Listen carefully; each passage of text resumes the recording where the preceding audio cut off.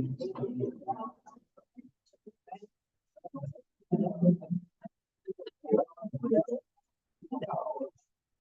get up.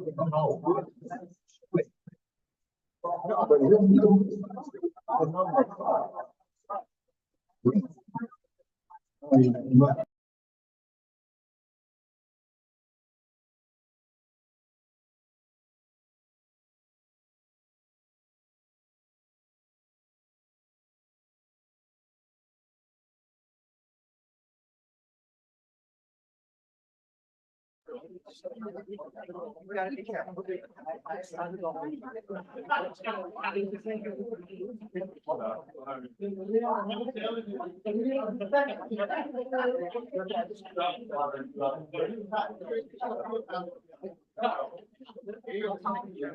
Yeah.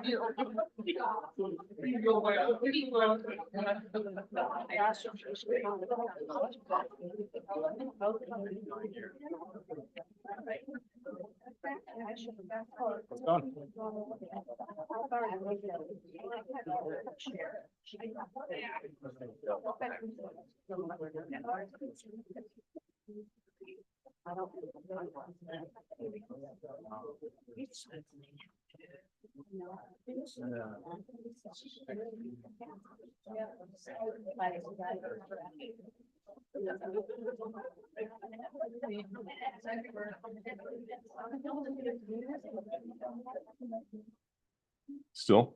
That's good.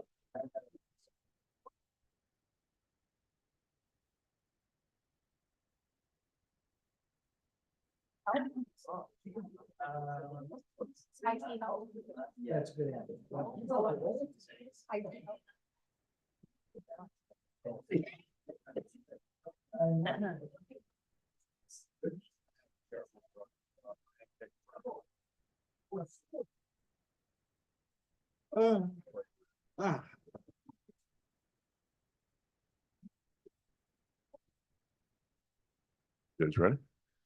I'm ready. Vice Mayor? What do you think? Let's do it. You sure? Yeah.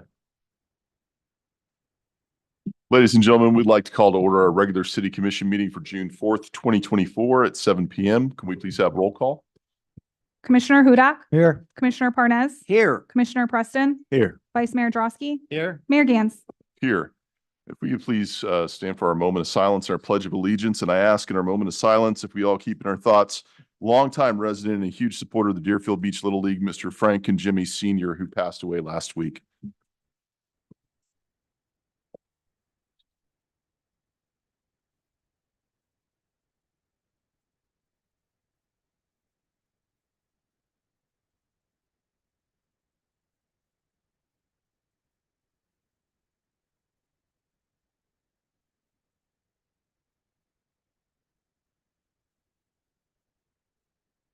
Pledge of allegiance to the flag of the United States of America and to the republic for which it stands, one nation, under God, indivisible, with liberty and justice for all.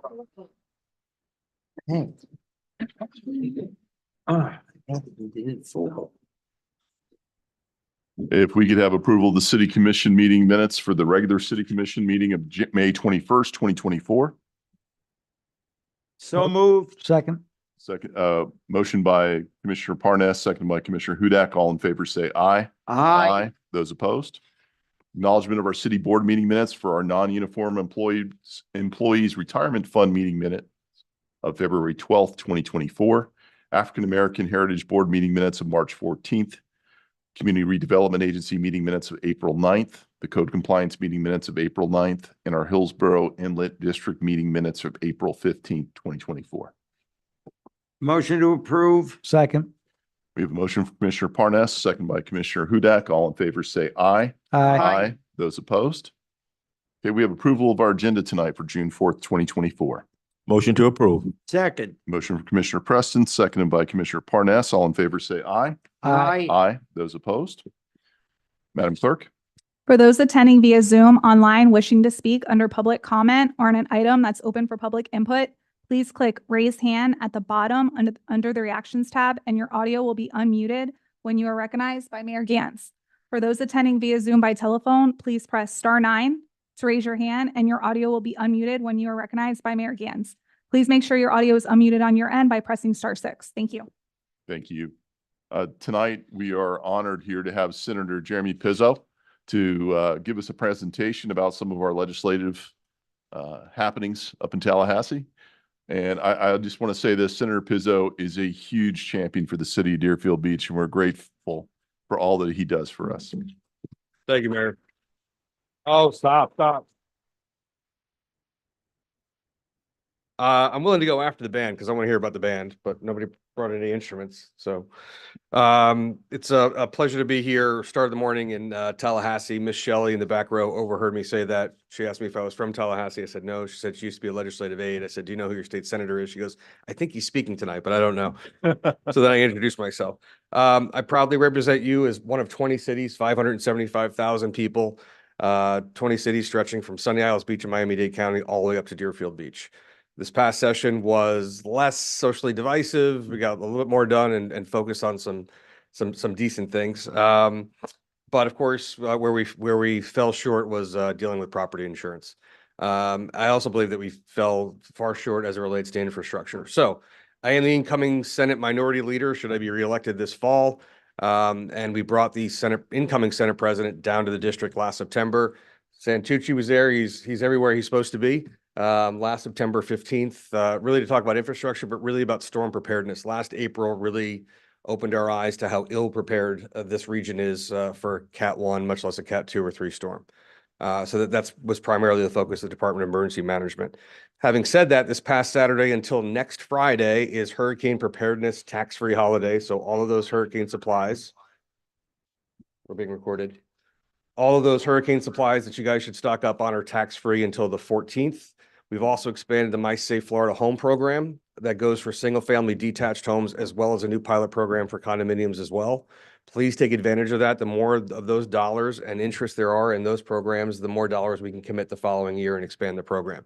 It's been wildly successful, and we hope it continues to do so.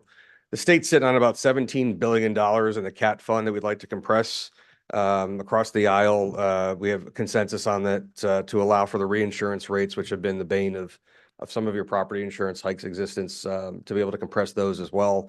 Looking to increase stress tests as it relates to insurance companies. It's just too easy to form an insurance company in Florida. It costs about $15 million in capital. You can write policies.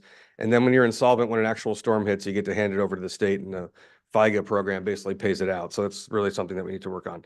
On the ballot this November, not exciting for Marty Chiara, I know, to hear, but for you guys on the ballot will be the ability to vote 60% or more will pass to increase the homestead exemption another $25,000. It first was instilled in 1978 and then a few years after, but an additional $25,000, I think, when we're in this perfect storm of high interest rates and high insurance and labor materials, will be a blessing. So please vote for that one. I know I will be. But I want to just go back to, as it relates to the infrastructure front, you guys have the fewest number of septic tanks of any of my 20 cities. So thank you. I think you only have 10, but take Hollywood, for instance, they have 15,444 septic tanks. Right. And I am of the belief that in 2024, that we should not be having septic tanks in and around bodies of water, from everything from recreation and tourism and just quality of life. So you should see some market uptick in infrastructure spending from the state, whether it's matching dollars or having just even grants. Before, it was for too small of the communities that a place like Deerfield Beach wouldn't qualify for based on AMI and population size. Funding wise, the governor has not signed the budget yet.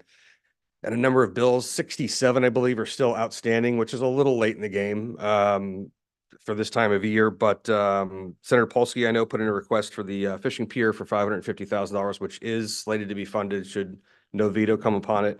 And I think you got about 50 cents on the dollar for the Alzheimer's daycare senior transportation that Senator Hooper was able to do as well. Usually I get a little bit of a reprieve from lobbyists because I have so many cities. Most senators have 4 or 5 that they represent. Again, I have 20. So to put in funding requests, let's say 3, 4 per city would total 60 to 80. And then it's like picking your favorite child, which is really tough to do. Although this afternoon, I can tell you which one of my kids is my favorite based on the behavior of the other kid. But again, you know, we'll, as the incoming Senate Minority Leader, we usually get a couple extra bucks. I told Mayor and a couple of commissioners this in Tallahassee, so you should expect a lot more support going forward. I'm happy to take any questions. A few thousand bills are filed, only a couple hundred pass. There's a short-term rental bill that's also pending, SB 280, which I fully expect to be vetoed because there was a extraordinary carve-out for one particular county that the House Speaker resides in. And it's as cliche and cheesy as you might think it is up there sometimes. So, but that's where we are. One bill that I want to highlight that I passed, and I know my kids hate it, so I know it's a good one, is the street takeover and racing bill. A lot of our intersections are being taken over at all 4 points. Our first responders are not able to get to that intersection. They arrange these things over Instagram and WhatsApp and Snap. Don't go to those things. Don't go to those things. They're now felonies, and you can have your car taken away and you get huge citations and huge fines. They look cool, they seem cool, but kids are getting killed, and it's really dangerous. And I was honored this year as the Broward PBA Legislator of the Year. Florida League of Cities just named me the Defender of Home Rule out of 160 legislators. And I'm also getting the FLP award next week as well. So I work across the aisle. I think most of you know that watch what I do. I just want to get things done. And I don't have a lot of pride of authorship. So if you give good ideas, they shamelessly take them, and it's okay as long as it gets done for our constituents. Happy to take any questions. Thank you. Commission, any questions? Thank you, sir. Senator, thank you so much for being here. Really appreciate everything you do for us. Thank you. Take care. And Thank you guys, who's the leader of this pack? Great. All right. Take everybody to Nick's afterwards. Good pizza. Oh, wow. Thank you.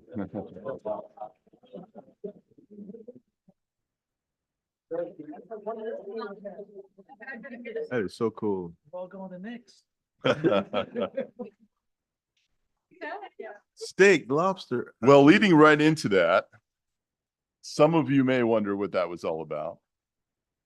Under the leadership of Brandy Collot, Mr. Brandy Collot, Deerfield Beach Middle School Band attended the Florida Bandmasters Association District Concert and won an overall superior rating for the middle school division. This is the first time in 60 years that the band has won such an award. We are completely honored and so proud of all of you. So on the behalf of the city, we congratulate the Deerfield Beach Middle School Band on the outstanding achievement, and we'd like to give you this small certificate of recognition.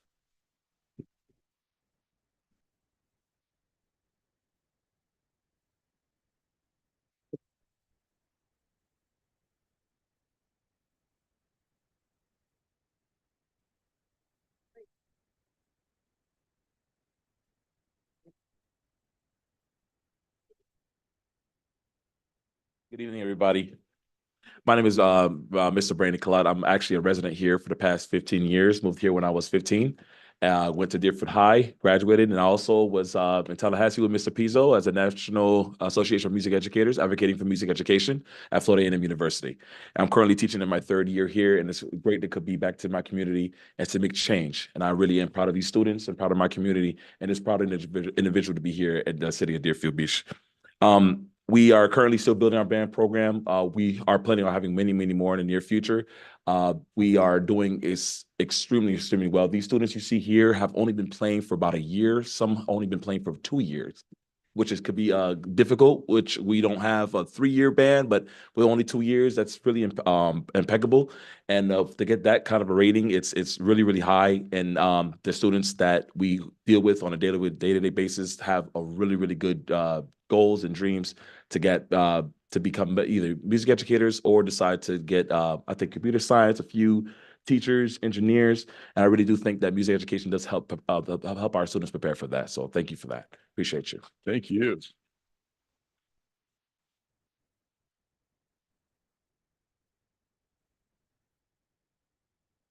We're going to pause for 30 seconds to let anyone who needs to leave right now to maybe enjoy their celebratory meal.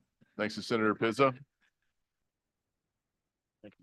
If I lose the entire crowd, I'll be disappointed in all of you. Good job. Good job.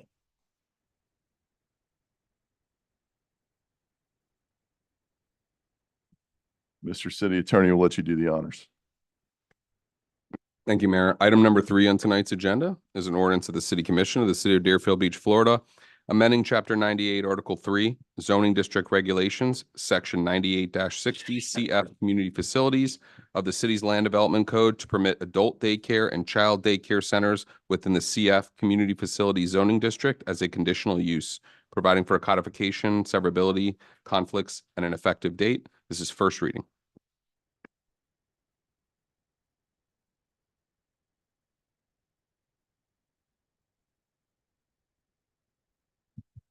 Someone leave their glasses. Eric Power, Director of Planning Development Services, City of Deerfield Beach. So tonight, a very simple amendment, but I want to go over and explain it to you. So community facility, or the CF zoning district, which is a common district throughout all of municipalities, allows for, you know, schools and churches and government institutions and things of that nature. The use child and adult daycare was recently brought forward to us as a potential option in one of these facilities, and that's why we're bringing this forward tonight, because staff believed that this was a use that was essentially missing from that district, and it is permitted elsewhere, so I'll show you that in a second. But essentially, child adult daycare, exactly what it is. It's daycare for young children, or even, you know, elderly people during weekdays, no overnight stays or anything of that nature. And currently it's permitted in all these zoning districts, 11 different zoning districts, and they're all listed as conditional uses. So it's consistent throughout the code. And every conditional use has to meet, you know, the requirements in 9885, along with other regulations such as state requirements and state regulations for daycares. So again, what's the purpose of that, right? So we have all these different types of uses. So, you know, we of course have just recently reopened, you know, the Braithwaite Center for Active Aging. And what do we have there? In a CF zone district, right? We have a daycare, we have an elderly daycare, you know, so that's the kind of thing that you see in CF communities. You see it often in a school, you see it in a church, but those are listed as accessory uses. What we have proposed to us is there's a Catholic church on, what just happened to it? Nope, I skipped it. Something just happened. Oh, sorry. I thought the map was there. It's gone.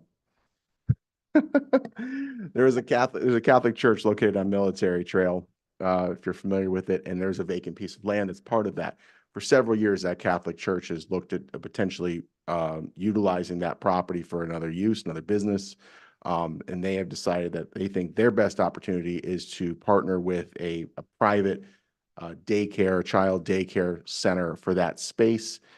This is an item that you will see upon your site plan as a site plan in July, because this is a 2 reading ordinance. So we wanted to bring this prior to commission first. They fully understand what this is for.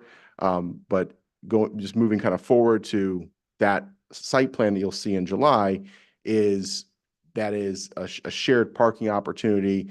It's different hours of operation, obviously church being weekends and potentially evenings, and the daycare being Monday through Friday, 9 to 5 business hours, things of that nature. So the uses work well. And because you already see things like daycare in community facility and all these other zoning districts, staff felt that it was appropriate to include this use in the CF district. And I'd be happy to answer any questions. Any questions, Commission? No.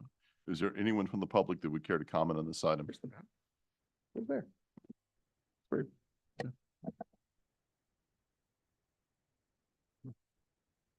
Daniel Shinesky, 34, excuse me, your glasses?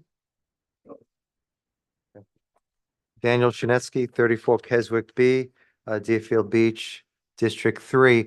I'm definitely in favor of this. I mean, studies have shown the benefits of intergenerational care for toddlers and seniors together. I want to quote, it says, parents of youngsters found that their preschool-aged youngsters are often far more empathetic than others their age, and they often have increased cognitive skills, advanced motor skills with higher developmental scores.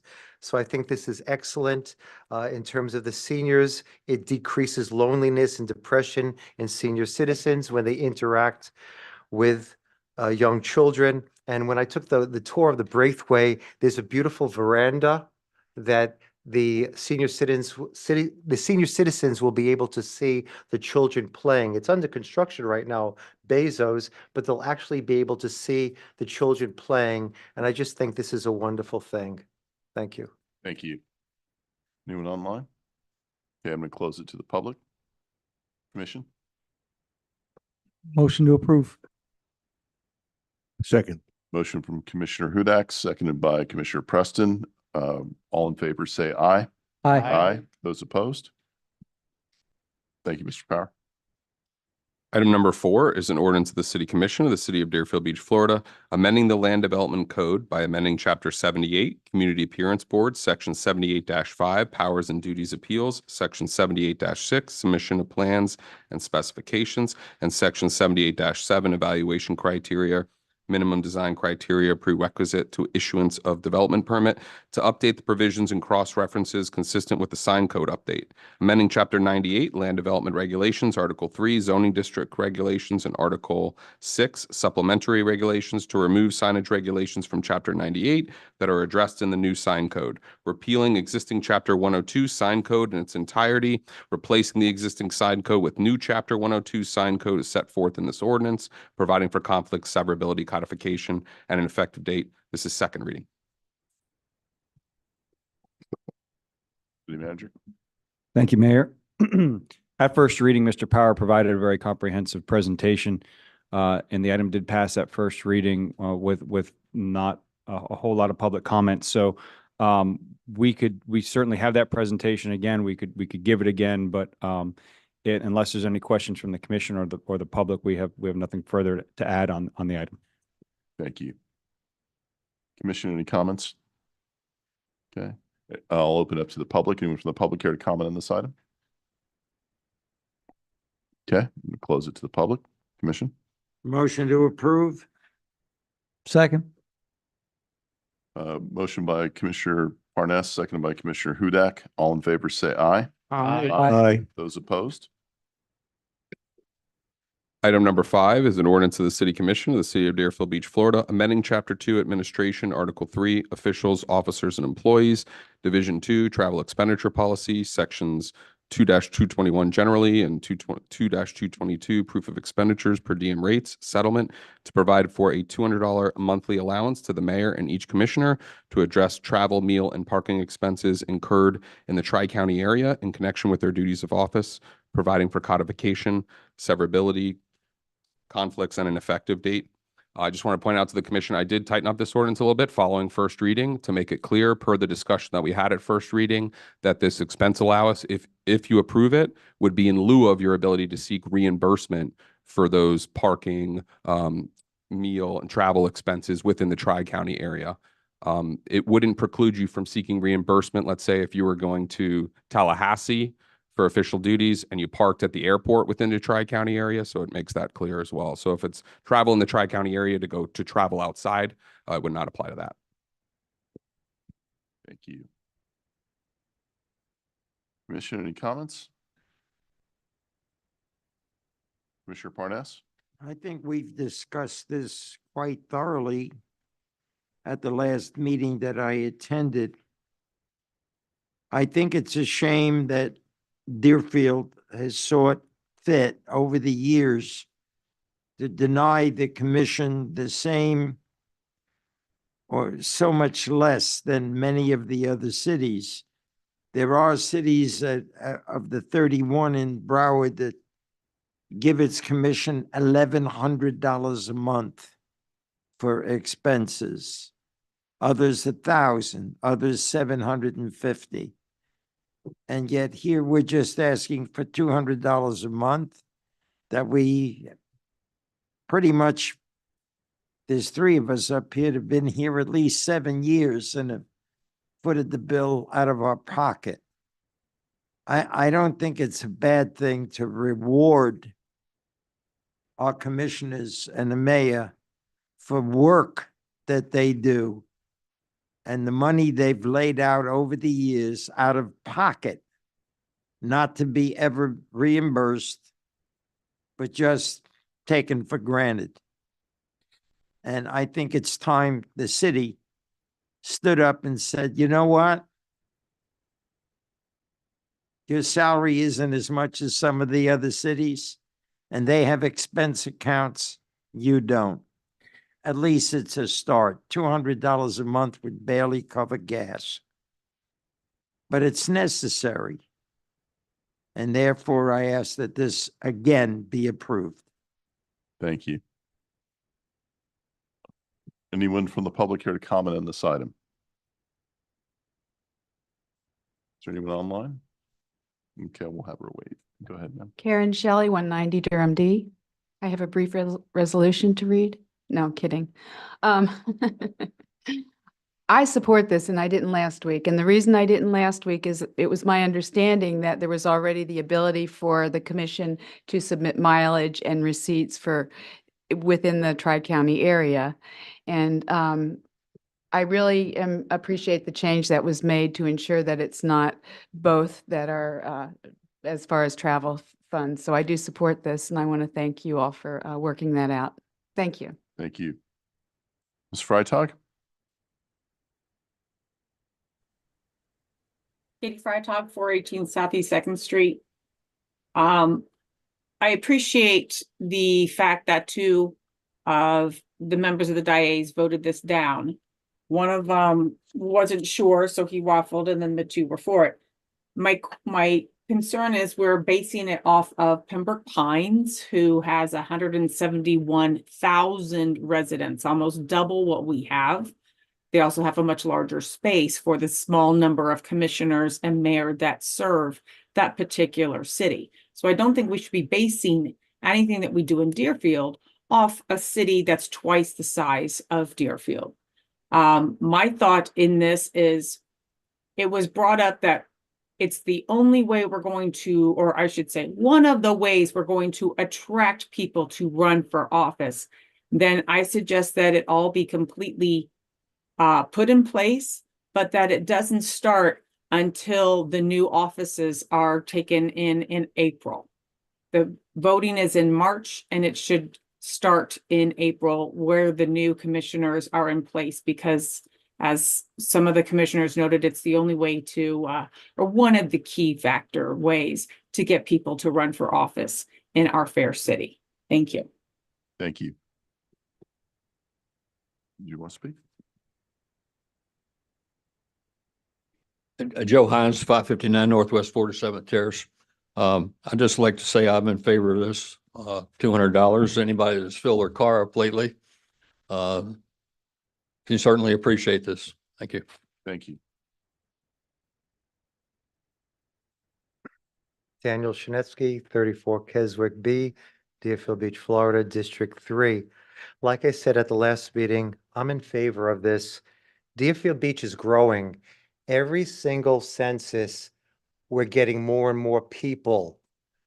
We're going into the second century of Deerfield Beach. I think in the next maybe 20 years, we'll have over 100,000 people, probably even more, maybe 125,000. We're growing, we're developing, and Deerfield Beach is becoming and has a potential to become a leader with our Broward sister cities.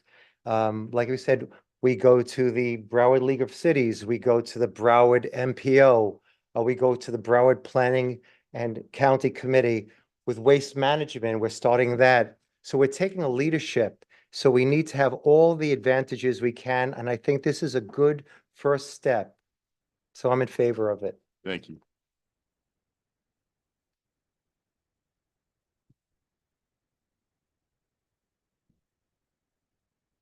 Good evening, Dias. My name is Dan Hers, 330 Southeast 19th Avenue.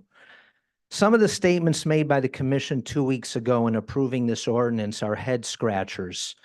The District 1 commissioner is fond of saying that the residents need to educate themselves before they come up to the podium to speak. I wonder if that also applies to the District 1 commissioner. At the last commission meeting, when discussing if each member of the city commission will be provided a $200 monthly expense allowance for travel, meal, and parking expenses incurred within the Tri-County area in connection with their duties of office, the District 1 commissioner said, and I quote, "It's not like it's just another $200 going into Commissioner Parnas's paycheck." But in reality, Mr. District 1 Commissioner, that is exactly what is going to happen here if you again vote yes for this ordinance. Another confusing point was the District 1 Commissioner's reasoning for voting for this ordinance 2 weeks ago. Again, I quote him, "Because of my respect for Commissioner Parnas, I'm going to say yes. While I agree you should have all the respect in the world for the District 3 Commissioner because of his age and accumulated wisdom, I'm not sure how voting yes because of your respect for him is a sound business reason to tell your constituents, of which I am one. You either want to put an extra $200 in your pocket, or you don't want to take another $200 a month from the taxpayers and put it in your pocket. It's quite simple, but the decision you must make has absolutely nothing to do with whether you respect the District 3 Commissioner or not." In all the years of listening to different commissioners and mayors give reasons for why they voted one way or another, the taxpayers have never heard an explanation like you gave last meeting for voting yes for this ordinance. Also interesting were the 2 no votes last time around by the mayor and vice mayor. Of course, they knew already that the ordinance would pass before it was their chance to vote. Because of both of your no votes, the 2 of you have an opportunity to show real leadership not usually seen during your combined 22-plus years sitting up on the dais. Real leaders would have no problem pledging tonight to give your extra $200 per month to a charity of your choice. This way, some good could actually occur from this, the on your way out of office money grab ordinance. Are you in favor or not? Because you've said a lot of words without saying that. I take it we don't know. Okay. Anyone else? Good evening, Commission. Tom Plout, 3920 Northwest Fourth Court, proud member of the Planning and Zoning Board for the last 10 years. Last 6 years as chairman, and I spent not as much time as the commissioners, but I was surprised to learn that there really isn't compensation. I agree with what you're doing. I think it's a small amount of money. I see the time that people put into to things. I heard at a meeting how you got 62 calls on your cell phone, and maybe you didn't drive somewhere to take those calls, but I'm sure that generated some running around for you. A couple of years ago, I was working in my yard on a 90-degree day on a Sunday afternoon, and a car pulled up, and Commissioner Drosky got out and he walked up, and I thought, well, maybe he recognized me and he's just saying hi. But I had asked the city about a sewer issue, and he wanted to make sure that I was taken care of on a Sunday afternoon. And I said, I can't believe you're out here on a Sunday afternoon. And you said, well, I signed up for this, and I want to make sure my constituents are taken care of. So I'm totally for it. And I think it's just a little bit. I mean, when I see the kind of budget that we have and the money that we spend, it's a very small amount of money. Another way to say thank you. And also one more point is that if people are getting into politics, if they're doing something and they're doing it for the money, they're doing it for the wrong reason. Exactly. And I see people here that are serving because they want to do it. I've seen people lose an election and fight to come back for it because they want to serve. So that's the kind of people that I see up on the stage, and it's an honor to know all of you. And so I'm for it. That's all I wanted to say. Thank you. Thank you.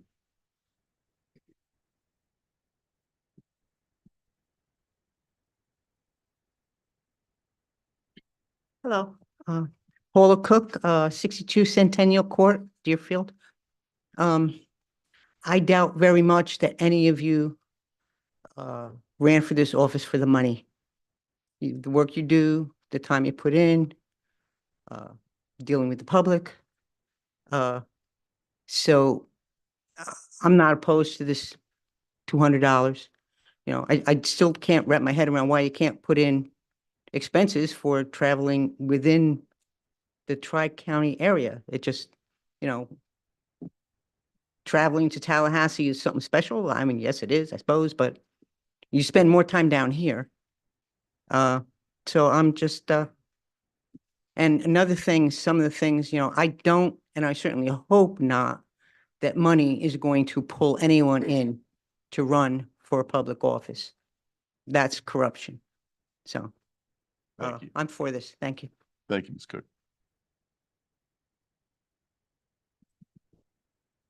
Anyone online? Nope. Okay, I'm gonna close it to the public then. Let's see, I think that's it. We actually had people run for office for money. One of the guys that ran against me and Ben, when we ran for mayor up here, under oath stated that the reason he ran primarily for money is because it paid a certain amount of money, and that's why he wanted it, which is why you've never seen him again since he lost. So, but there are people that do that, and to say that this is a money grab is hysterical to me. Again, I still respectfully do not support it, but I understand why it's being presented. Commissioner Preston and then Commissioner Parnas. Thank you, Mayor. Before you ever vote on anything that concerns the public and their money, you must ask yourself a couple of questions. And one is, the request that's there, is there a need? Is there truly a need? And then you have to say, if you say that there is, then what is that? And does the market bear whatever is being asked? If we did not pass this, if it did not pass, there will come a time where people, because of the time that they put in, it is only right that they be compensated something. And initially, you look at the nominal amount that's being proposed, and the commissioner is right. $200 is not a lot. You really have a good conversation or good debate that could be had if he suggested, let's say $750, $1,000, where in some cities that's already the standard. The market already bears that. He was saying, that for what is being requested, $200, is that fair to the public? We are also called to be good stewards of your money. That's important.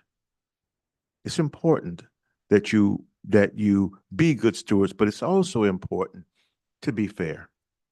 To be fair. This $200 that's being proposed tonight is a start, because you do not take this job for money. But I want to tell you, you could not put actually a cost on the time that a commissioner or the mayor puts in. You couldn't put a cost on it. If you did give us $1,000, it still wouldn't be enough if you're doing the job. This is not really, proposed as being a full-time job, but let me tell you, it's a full-time job plus overtime. But nobody's suggesting that. And so I just want the public to know that when making decisions about your money, you have to look at the people that are in that position, and they are good stewards of your money. This is one of the more conservative, very conservative daises that I've seen, and rightfully so. And rightfully so, because it is your money. And you elect us to be able to make good decisions, sound decisions that will help the city, but at the same time showing that you are cautious about just frivolous spending. But this is not frivolous. It is not. This is right. This is right. And I will tell you, if it was voted down, I'm still going to continue to do what I do. If it's voted in, I'm still going to continue to do what I do. So this $200 is not a game breaker. And you need to know that. You need to know that. So the commissioner was right to bring this up. I really didn't even want to, when he first started talking about this, I didn't even want to talk about it. But the more he talked about it and he did his research, it is right in my mind. And so therefore, I think it's right to do. Thank you, Commissioner Parnas and then Vice Mayor Drosky. I would make a motion to approve. Okay. We have a motion from Commissioner Parnas. Vice Mayor Drosky, you want to speak before we go that route? I do. I just want to reiterate my comments. I mean, I think this comes from a good place in Commissioner Parnas's heart. I don't think it's nefarious. I don't think it's a money grab. I don't think there's anything ill will about it whatsoever. You compare our benefits to the other cities in Broward County, and Deerfield Beach is way, way, way behind the curve. And I'm okay with that. That's the way it's been for the last 7 years, and that's what I signed up for, and that's the way that I'm okay with it. And I'm going to continue to operate that way. My concern with the ordinance, the way that it was presented, as I said before, and I'm going to say it again tonight, is to me, it should have been more carefully crafted to be more in line with what the duties are. A flat 200 rewards somebody that does nothing. And I don't think that does not apply to any person on this commission. But once this goes into effect, it's going to apply to the next commission and the commission after that and the commission after that and so forth and so on.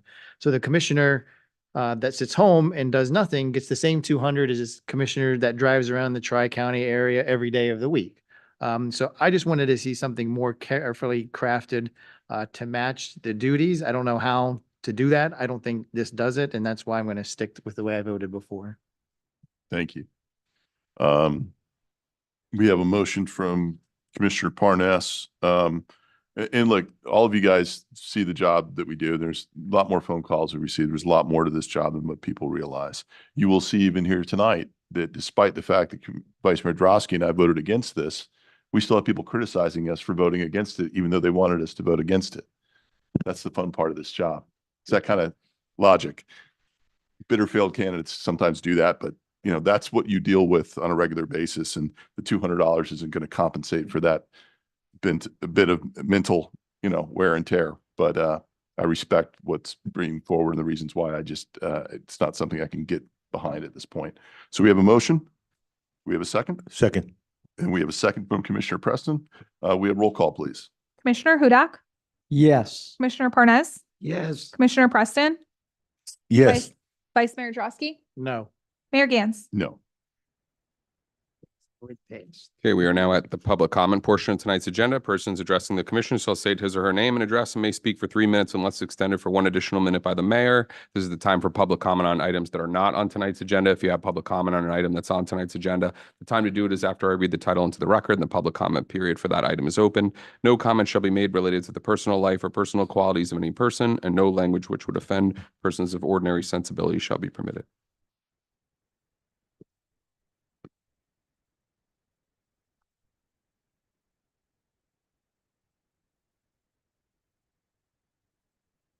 My name is Linda Ruiz, R-U-I-S-E. I live at the Palms Apartments of Deerfield Beach, 33441. Mayor Gantz, Vice Mayor Drosky, and the Board of Commissioners. I'm here to ask for help with the seniors at the Palms. We have some issues over there. They're not being done, and I'd like to know, not only myself, but the people that live there would like to know why these issues are not done, which I can honestly say, we have an ice machine over there, new ice machine. It's not working. I understand that, it's extra hot outside. We really didn't have an ice machine before, but now we're used to the ice machine. Brand new, it's not working. Our community room has been closed for about a month. Why? What's the problem? What's taking so long? Why is it closed? There's a call box. We've been told not to open the door for anybody that's coming. But in reality, if the call box is not working and I have a family member or friend coming over, how they're supposed to use the box to call me? Next, we have for the neighborhood. I understand that the fundraising program for the children for the summer is canceled. But every time we turn the TV on, we got to send money to somewhere else for hungry kids. And we have hungry kids right here in our backyard. What's going on with that? So I'm personally here to ask, not only for myself, but the other members that live at the Palm,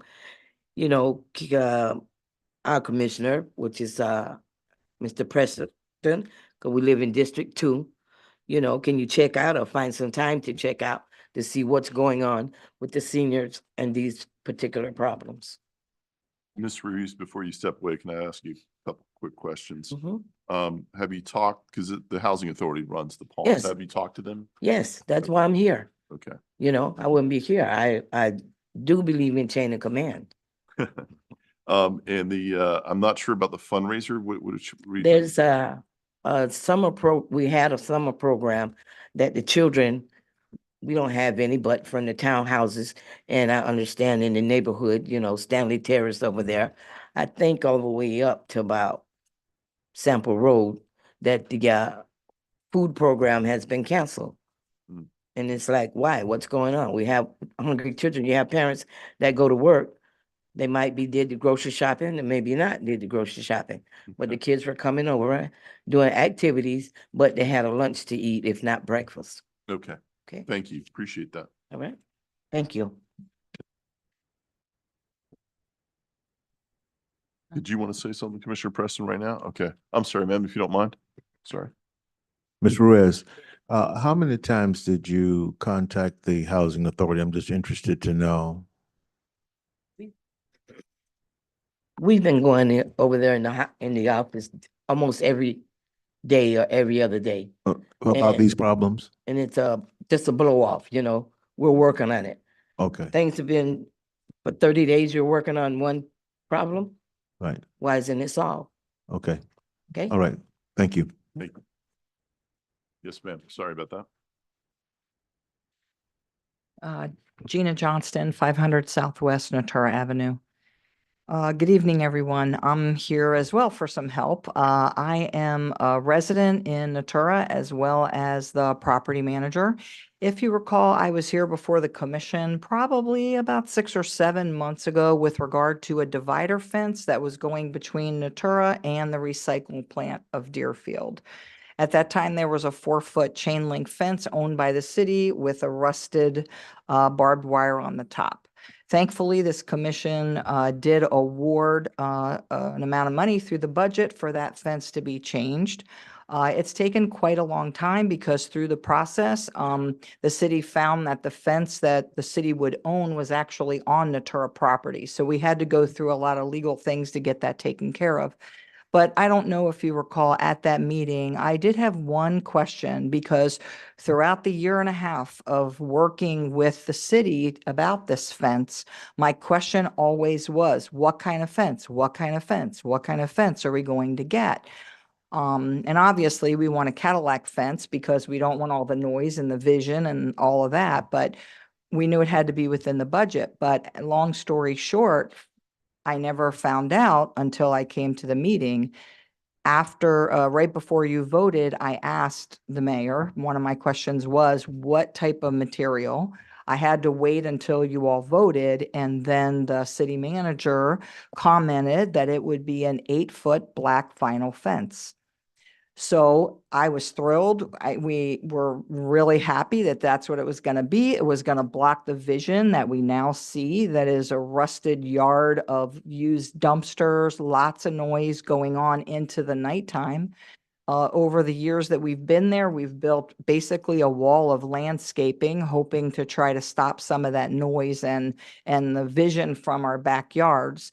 But what happened most recently is the contractors did come in and started installing an 8-foot chain link fence, which we were not prepared for at all.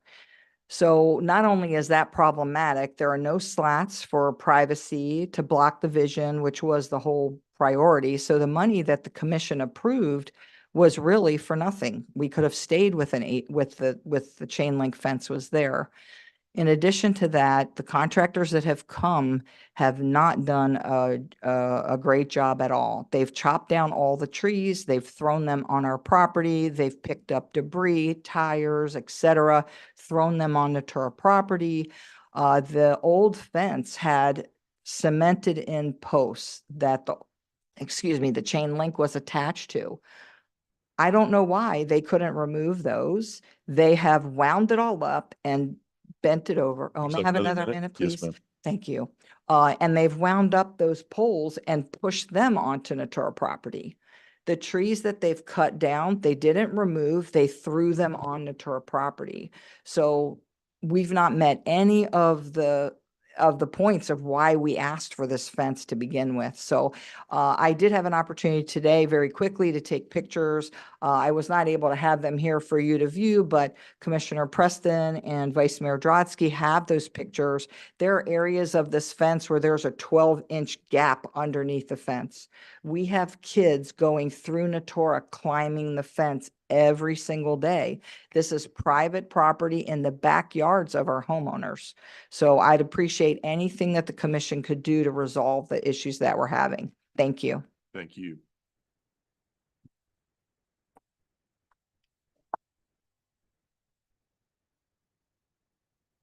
Oh, you already spoke, Ms. Ruiz. I'm sorry. Done? Yes, ma'am.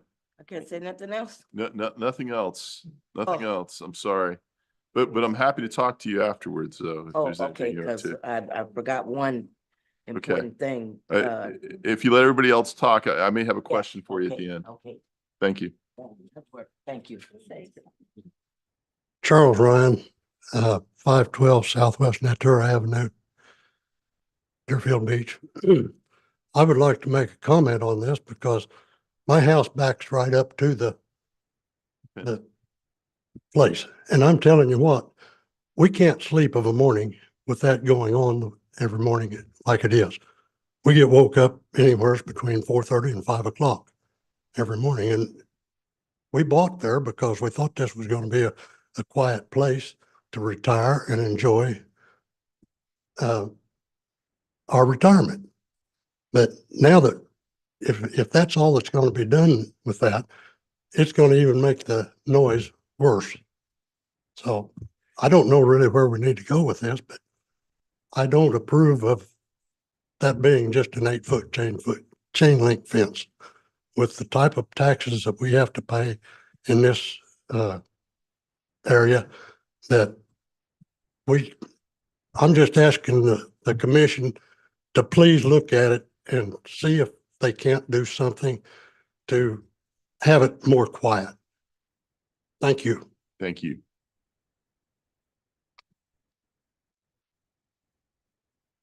Is there anyone else? Go ahead, Mr. Hines. Joe Hines, 559 Northwest 47th Terrace. I'd like to talk to you tonight about the Fireman's Pension Fund. I attended a pension board meeting back on March the 26th of this year. Very interesting meeting, very educational. The meetings are held quarterly, so I thought the next meeting might be in May or June.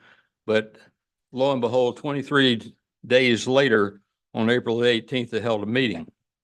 That meeting, Freeman Little presented their annual actuarial report to the city. It's a report I've got here.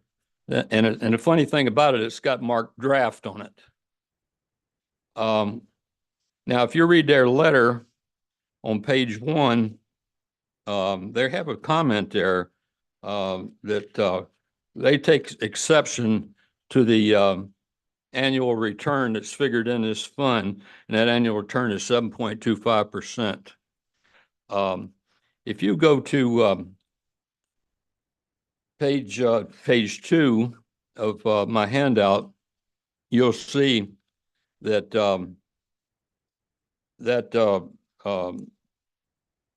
they give a historical asset values there from 2014 to 2023. And in 2014, they had $99,000, I would say $100,000. And in 2023, I'm sorry, $104,000. 2023, they had $142,000, a million. I ran these numbers over 8 years. Okay, these numbers don't anywhere approach 7.25%.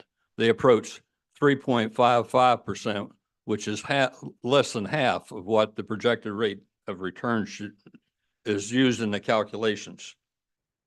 Okay, now if you go to page 3 that I've presented to you, you'll see that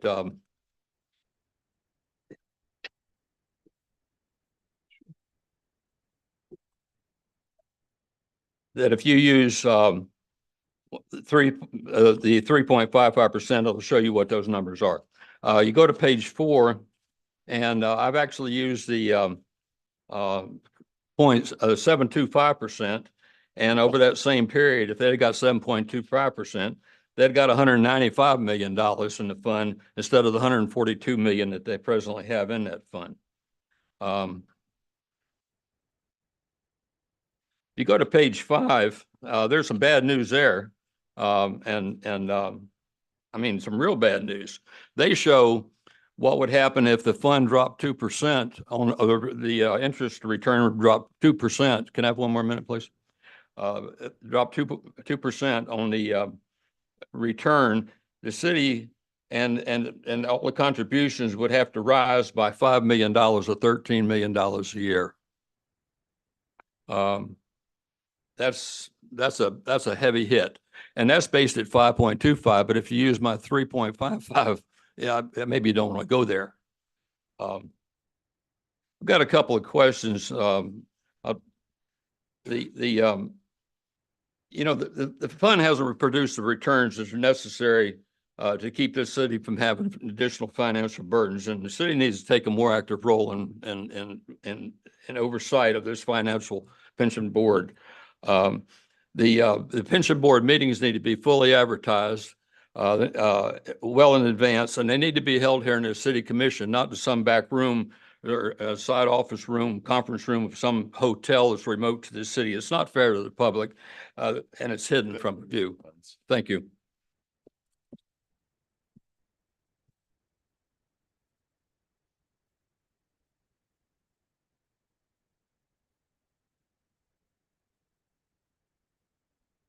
Dan Hers, 330 Southeast 19th Avenue. The handout given to you tonight is what the city of Deerfield Beach put out the day after the July 4th, 2023 Zambelli fireworks show. I can summarize what the city said in this release by quoting just one sentence, and I quote, "To say that we were disappointed is an understatement.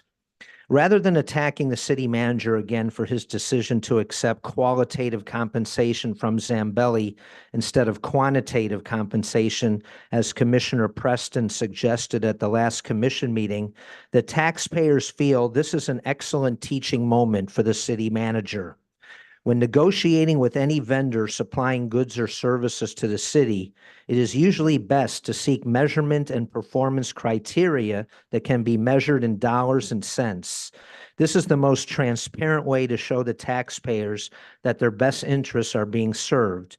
Qualitative measurements are subjective in nature and open up the decision maker to second guessing and a questioning of their true motives. It is a show of true leadership if the commission would come to the conclusion that the city manager may need assistance with his negotiating skills, especially with tough negotiations with the employees union and the police pension board looming right around the corner. I hope the taxpayer's suggestion to the commission is taken in the positive, results-oriented way it was intended. The taxpayers are at a loss to understand why the city manager keeps disobeying established protocol by continuing to comment publicly on the city's lawsuit against Tula Amana with the approval of the city attorney.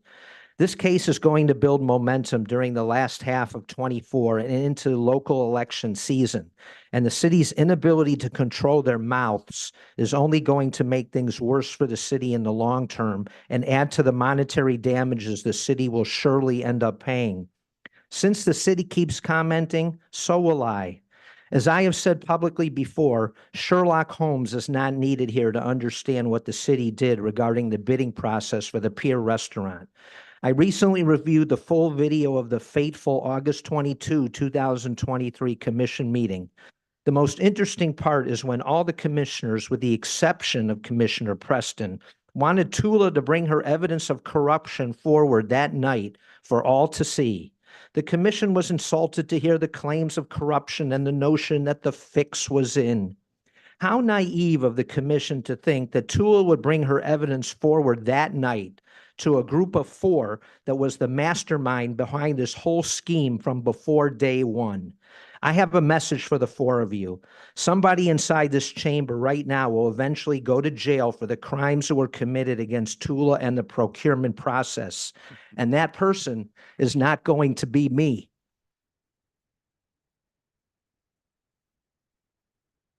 Anyone else? One moment, Ms. Freitag. Good evening to La Mana, 5030 Southwest 109th Avenue, Davie.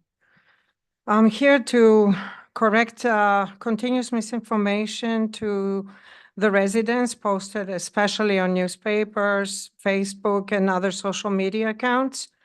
First and foremost, we're waiting for the courts to decide if there has been corrupt practices that were used to award the lease, and if there was any attempted theft of my business, including the name that I built for over 10 years, and also who exactly gave the orders for all these things, practices, and violations and events to happen to begin with.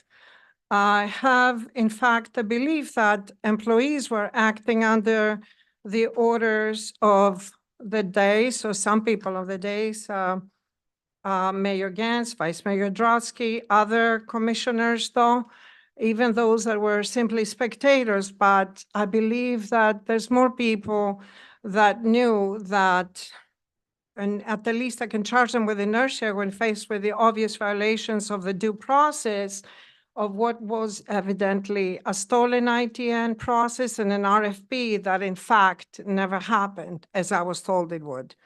So only one commissioner, Ben Preston, actually voted no to this and had doubts and requested proof of my allegations. So I took the challenge. We now have plenty of proof, and it's going to be presented in due course of time in federal court. And so much that came to light that I could not believe what actually happened, and so obvious that I cannot believe that I'm the only one talking about it. So I never really blamed city employees. Purchasing manager Bogdan followed orders. City manager Santucci follows orders every day, but also city manager Santucci saw what happened this past week when he was the only one that was blamed for not giving permission access to the roof to repair and service and maintenance what we needed. It just happened today. It took a very long time. City managers always get blamed for everything that happened, but I'm not so sure that it's their decisions that drive them to be blamed for that. So I have the AC specifically that was serviced by the city. We asked for permission to do it ourselves and take care of the beer restaurant, but we have still not been given permission to do it. And we offered to pay for everything and do the servicing, but we keep on being denied access to the roof repeatedly, even for emergency repairs that need to go through approximately 7 attorneys. One more minute, please. Sure, go ahead. Pier Building actually belongs to the people of Deerfield Beach, and we let the courts decide the outcome. Another concern I have, city employees, they keep on quitting and changing jobs. Even some people that get hired, they only stay here for only 1 week. I don't like to see employees actually take the blame, just that like Bogdan did. So I would like to encourage to at least either say the truth or nothing at all to the people of Deerfield Beach.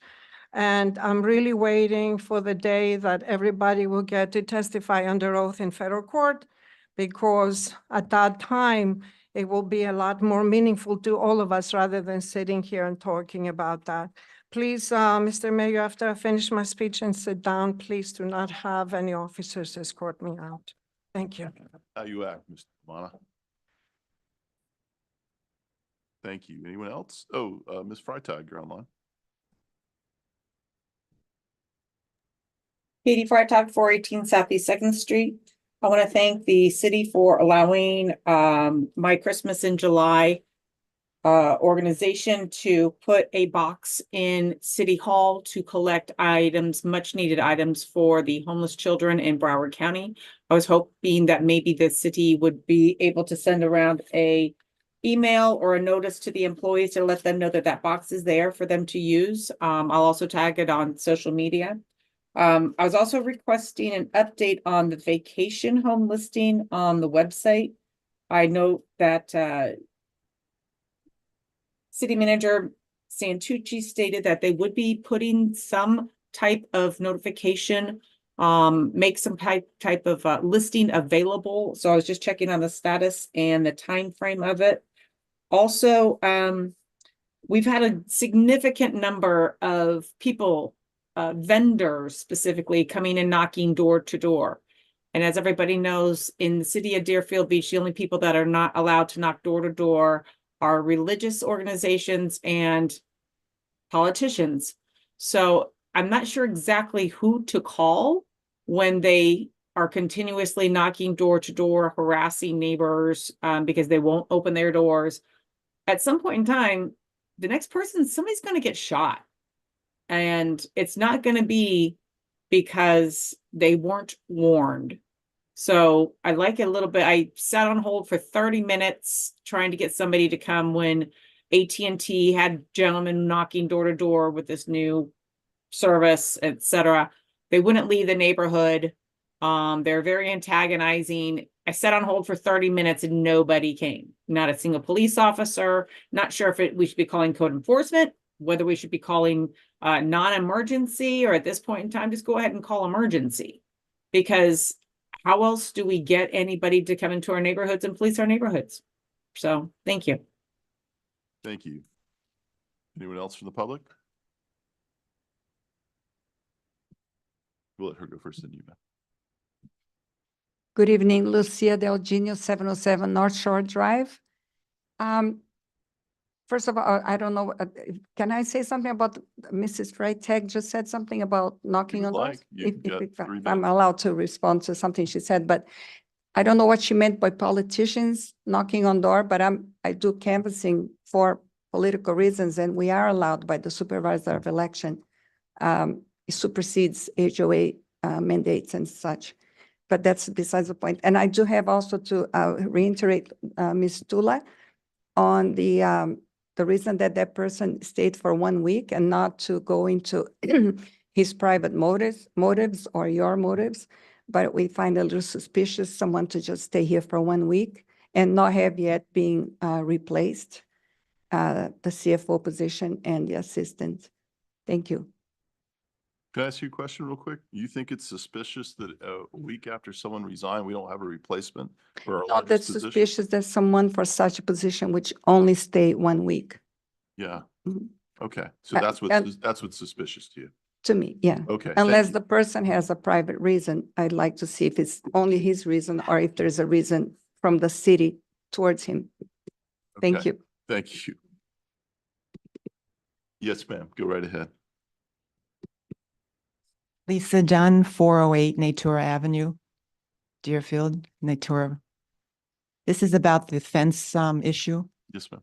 Since the 4-foot fence came down and the shrubbery and trees were bobcatted down, and they put up the chain link without, any blockage on it, my view now is dumpsters and heavy equipment. The noise level has increased greatly. They don't just work till like 9 to 5. They work through the night, so we have the noise during the night. So Commissioner Preston and Mayor Gantz, anything you can do to help us would be greatly appreciated. It's, it's made a big issue for seniors. Thank you for that. Thank you. Appreciate it.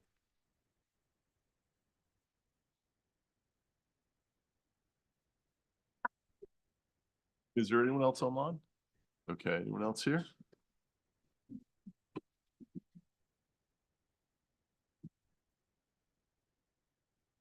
Good evening, Janice Wilmore Tigner, 1090 Southwest 4th Terrace, Deerfield Beach, Florida. I just have a question. I love the way we are beautifying our city and doing everything else around our city. My question is, do we have any insight in the near future of possibly doing something to this city chamber? It is old, it is outdated, it is just like, oh. And we've gone through the pandemic with it and, maybe new seating, new something, but do we have anything in the works for our chamber. We've done shift the walls and everything else in the background. It's beautiful, but our seatings, I mean, there's hair, there's dirt. It's just not clean and sanitized. So I just would like to see a nice lift in our Deerfield chamber. Thank you. Huh? Oh. This is the finest seating 1980 had. Thank you, Ms. Tigner. Is there anyone else? Okay. Commissioner Preston, you had your light. Did you want to say something? Thank you, Mayor. It is always important, whatever decisions that we make up here, that we make to really pay attention to our residents when they come to us with a problem. And that is irregardless of opinion. This is a great neighborhood. It's not a great neighborhood. Whatever people want to say, they're entitled to their opinion. But Natura happens to be a great neighborhood, good people in there. And it was my understanding that there would be a vinyl fence, and the views that they are currently having, that they would not have those views. So it is only the right thing that we do is fix this one way or the other. This needs to be fixed. Okay. And so let me just say to you, you applaud, and that's fine. I'm okay with that. But every person that sits up here, irregardless, they look at their communities respectfully and try to do the right thing. This is just the right thing to do. There's no reason that you should be looking at what you're looking at. That's wrong. 2, the noise factor. And I will tell you that I met some very, very wonderful people in the Natura neighborhood. It is a very good neighborhood, and we need to do what's right.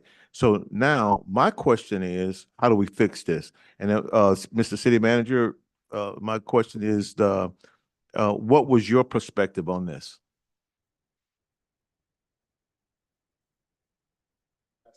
Yeah, that's.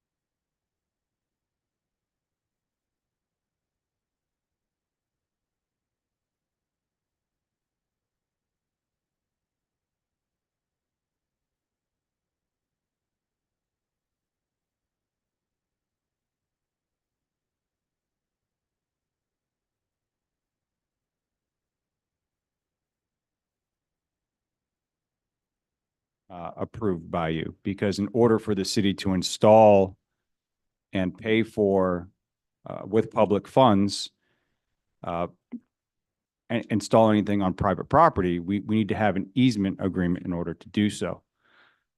So the question was asked at that meeting, and this was actually on a consent item, and it was pulled because do you remember Ms. Johnson? Ms. Johnson asking the question, what type of fence is going to be installed? And my reply was an 8-foot black vinyl fence. And that obviously was, in my mind, an 8-foot black vinyl fence is an 8-foot black vinyl coated fence, right? The city standard that you've seen us install throughout the city, which is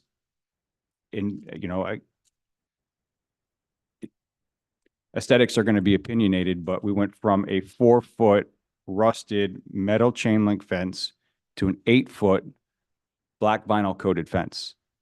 And that construction is underway right now. I've seen some images. They're not done. And in addition, they're going to install landscaping, improved landscaping around the fenced area. It's not going to be left, it's not going to be left open to the view of the neighborhood. So just to recap, we had a 4-foot rusted, unsecure fence, overgrown with various plant material. The city agreed to take care of that, realized that it was on Natura's property. We still agreed to move forward. We came forward with an easement agreement to go from a 4-foot metal chain link fence to an 8-foot black vinyl coated chain link fence with newly installed installation that will be coming as soon as we get done with that. So that's what I know. Obviously, I wasn't part of those conversations, but that is obviously a vast improvement from what was there previously. I'd be happy to connect staff with the HOA to talk about landscape material and other things that we can do to possibly make improvements above what we have already agreed to do on their private property. But here's the problem that I have. Okay, their initial concern was a chain link fence. That was the problem. And they also, in description of what they had, was talking about what they did not want to see. They did not want to be exposed to what they're being too exposed to now. And so they're still getting a chain link fence. It's just vinyl. You're still getting chain link fence, and that was their initial concern. So actually, nothing has really changed. Nothing has really changed. You still got a chain link fence. It's black vinyl. So the same problem that initially existed exists now. And so with that, even though there is a proposal to put up some shrubbery and that sort of thing, that's all speculative. We don't know if it'll work. We don't know if that's going to really solve the problem. Also, the vinyl fence will serve as a noise barrier.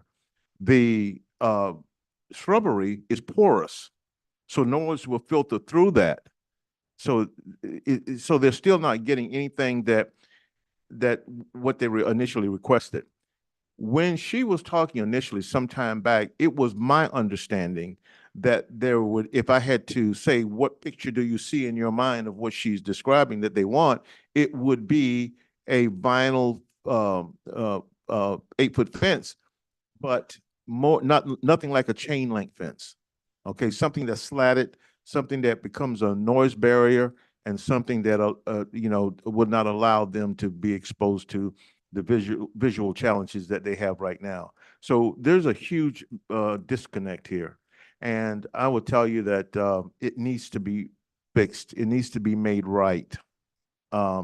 Me and my colleagues, we can talk about what we'd like to do. I think we need to have this conversation because there's a contractor working on it right now. Is that correct? The contractor's working on it right now, Commissioner, yes. Okay, so how far is he in the process? I don't have that information. Okay. But do you have any idea about where they are? No, I don't. I'll have to get an update from staff on how far along they are. I've seen some pictures. It looks substantially complete, but I'm only looking at a couple pictures of various areas. And again, they haven't put in the landscaping either. Okay, well, let me just say this, Mr. City Manager, we're having an issue here. We're having a debate. I'm not being confrontational, but we need to address this situation. This needs to be addressed. And so my thing is, we need to have that conversation to see where we are, what we're going to do, what steps are going to be taken, because my feeling is that what was promised, they're not getting. And so however we need to deal with this, I say to my colleagues that we need to talk about this. We should talk about it, and we should fix it for our residents and our taxpayers. So when I ask you where I was just expecting that you might know somewhere. I don't know the status of the completion of the project at this time. Okay, thank you. Just for clarity, because I was looking at my notes, we were going over a couple things. We're installing when you say an 8-foot black vinyl fence, we're actually installing a chain link fence that has vinyl coating, Correct. black vinyl coating Correct. on it? Yes. Okay. Words matter. So when you tell me an 8-foot black vinyl fence, I would certainly question the color. I usually see them white around here. But when you tell me an 8-foot vinyl fence, I'm not thinking chain link at all. I think it's pretty rare to find the old school, just was it galvanized? I'm gonna look at you, Mr. Hines. You tell me galvanized old school fencing that gets installed.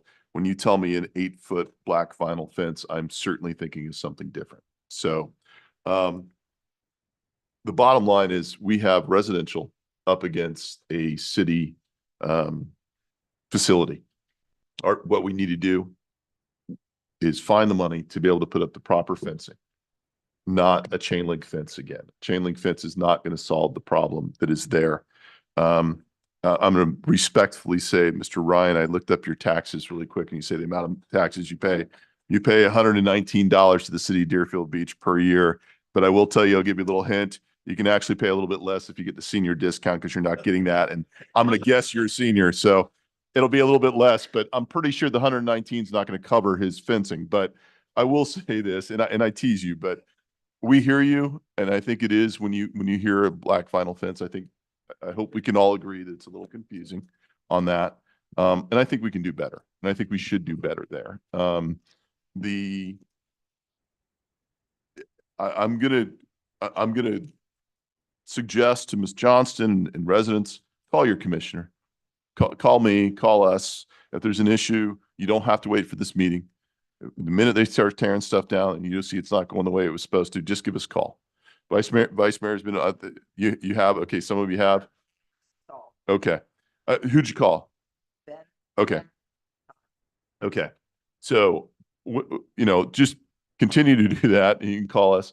But let's if we have to make, I don't know if it's something we got to put on the agenda. This is going to have to be something that comes back on an agenda because there's an existing easement agreement. Additionally, we've already expended some city funds. We'll have to regroup on that, and we're talking about a different fence that probably wouldn't.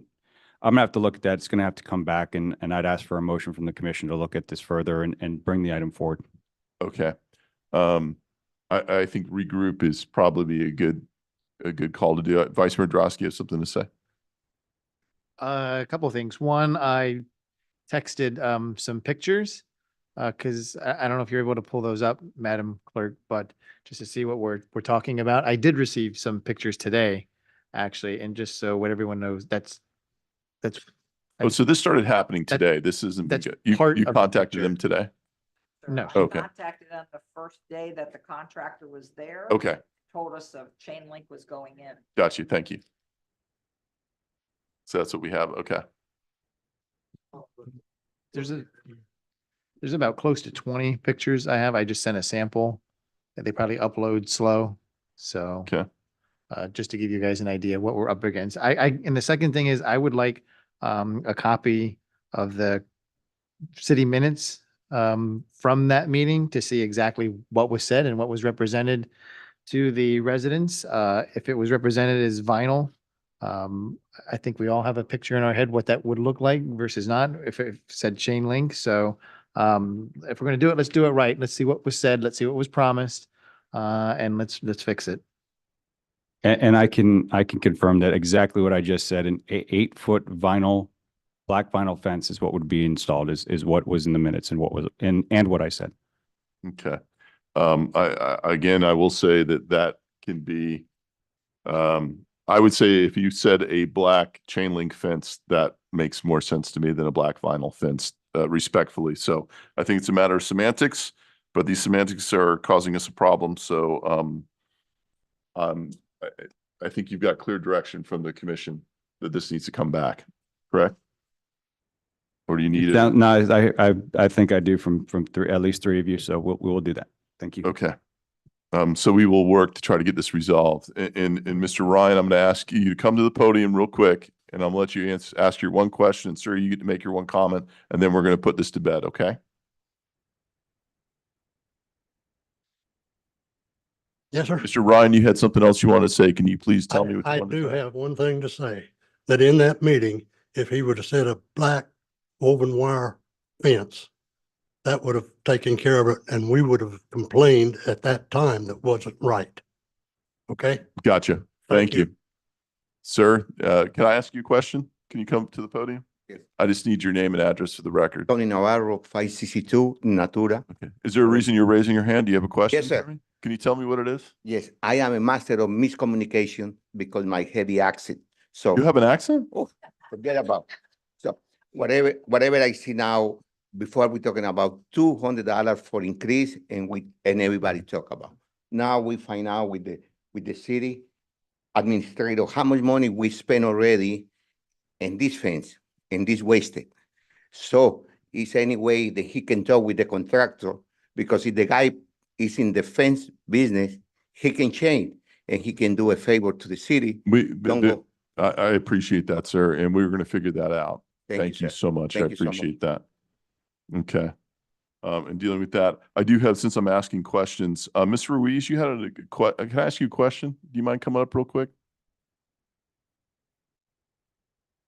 You had something else you wanted to tell me. Can you tell me what that was? Yes, and the question that Commissioner Preston asked about, did I go to housing? I just want to say that they put Terry Scott over there to help solve any problems that's going on. The only thing I've seen him done was present social events. Thank you, Ms. Ruiz. Appreciate it. Thank you. Thank you. Okay. So you don't need any other direction from us, city manager, on the fencing? No, Mayor. Okay, thank you. Mr. Hines, as you know, we have limited ability to request the fireman's pension because it's a separate entity. We get to appoint our people, but they get to appoint theirs. So we have, you said you want more oversight, better advertised. You said that you don't like the location of the meeting. We don't have any say over that. I believe that is something that is protected by the state. Is that correct? So Mayor, I'm going to let, yes, you are correct, but I want to also mention a couple of things because there were some things that I don't think the city commission is getting credit for that they have done, which is they replaced their board member with a local resident and a financial expert who has been very helpful for that board. And when they talk about the assumed rate of return and they look at what that might look like if the assumed rate of return was 2% less, they also look at what it would be if it's 2% more. And that's just something that they have to report on. That's something you actually see in the annual financial report. So they do that as a normal course of business. It's not saying that if they must show that information. So I wanted to just make those 2 points. Thank you. So on that, look, the bottom line is this defined pension program firefighters got years ago certainly is something that we are stuck with. And it's something that you'll have to, unless you have a time machine, to be able to go back and talk to the people who put that in place many, many years ago. I unfortunately can't fix that. We're just having to deal with it, but I understand your concerns. It's the same concerns we have. So appreciate that. Ms. Tigner, no, we face criticism when we try to fix the leaking roofs we have upstairs here in City Hall. But I agree with you. I think this, while I'm a Garnet guy because I went to Florida State, this color and this carpeting is scary to me. But it is the finest we've had in 1980 technology. So hopefully that will change in a decade or two. Ms. Freitag, I was confused about the vacation home listing. Please feel free to give me a call on that. And rather than calling and being stuck online, call me or any of us. My cell phone number is on the website. You have my cell phone number. You call me plenty of times on things. Feel free to give me a call if this happens. Just for clarity, people are allowed to go door to door. Yes, political groups, as Ms. Eugenia Delgenia had pointed out, that they can go door to door when they're doing canvassing and things like that. And yes, politicians and religious groups can, but other groups can go also, but they have to go and register at the city. They pay an amount to make sure that they have a badge, or excuse me, not a badge. I believe it's I don't know if it's really a badge. It's more like a Yeah. documentation that shows they're licensed through the city of Deerfield Beach. They've come to the city, filled out the proper paperwork that allows them to go door to door. We do not completely eliminate it. They have the ability to do that. A lot of them don't do that. But if they don't do that, give us a call and we can address it through code enforcement, police, whatever we need to do. And certainly if someone's going door to door and you feel they're a threat, don't waste your time on non-emergency. Call 911. I think the chief would agree with that, chief. If anyone feels in danger, call 911. Don't wait around on that. Give us a call and we can look into that. But it's not as limited. I mean, it's not as limited as what you think. They come to City Hall, pay their what do we call it? I forget what it's called. It is a application for canvassing. Yeah, they have a permit. They pay the permit. They get it. They get special tag that says, "Hey, we paid up with the city. Here it is. We're allowed to do this." That way, you know that we've at least done some screening and they're allowed to be there, because there are plenty of predatory people that are out there doing those things. So we want to make sure that all of that is eliminated. But I also just want to clarify exactly what it is. As far as our CFO changing his mind, my God, has anybody ever been in business before? People flake out. This guy comes in and applies for a job, goes through all this major screening, major position from out of state, and his old employer comes back and sweetens the deal and gets him to stay in his original state he was in Texas. No big mystery. No one looked at the books and said, "Oh my God, they must run." Dumbest thing I've ever heard if someone suggested that. I'm not saying that's what Ms. Del Genio has, but others have. Give me a break. We went through a state audit based on people requesting to go through a state audit. State found nothing that was criminal or anything like that, but they think a guy who's been here for a week is going to open the books and see something go running away. Man, I don't know if it's something in the water or people just ate a lot of paint chips when they were kids, but man, I don't understand that. It happens. It happens in business, happens all the time. We're not happy about it, by the way, but people do that for whatever their personal reasons are. As you said, we hired him. City manager hired him, brought him in. We would have liked to have kept him, but actually, if he's going to flake, I'm glad he's gone. So we'll go through the process and get somebody else in here. It is unfortunate, frustrating, but that is what happens. To imply that it's some mystery thing is silly. It is amazing to me how someone is upset who likes to comment on a court thing, but it is upset when we actually just offer simple facts that anybody could read in whatever a magistrate happens to say regarding this court case. They want to control the narrative. They want to be the mouthpieces for other people. You actually have the other person who's in this comes up to the podium and speaks quite often about this. And the city manager makes a comment when asked a question by a reporter and basically repeats facts. And that's a problem. And the city manager needs to be reprimanded. Sorry, we don't let you control the narrative, but that's not the way it is. And do we have a federal case in this yet? I'm not aware of anything there. I haven't received anything. Okay, so our city attorney isn't aware of a federal court case that we hear from the defendant in this actual suit. Made believe. I can't keep up with the nonsense, to be honest with you. There's no federal court case. I hope there is. Go for it. But I hope you pay for it when you waste the taxpayer dollars like this has been going on. Yes, that is owned by the taxpayers. And you're screwing them out of money by sitting there when you signed a document that said you're supposed to be gone.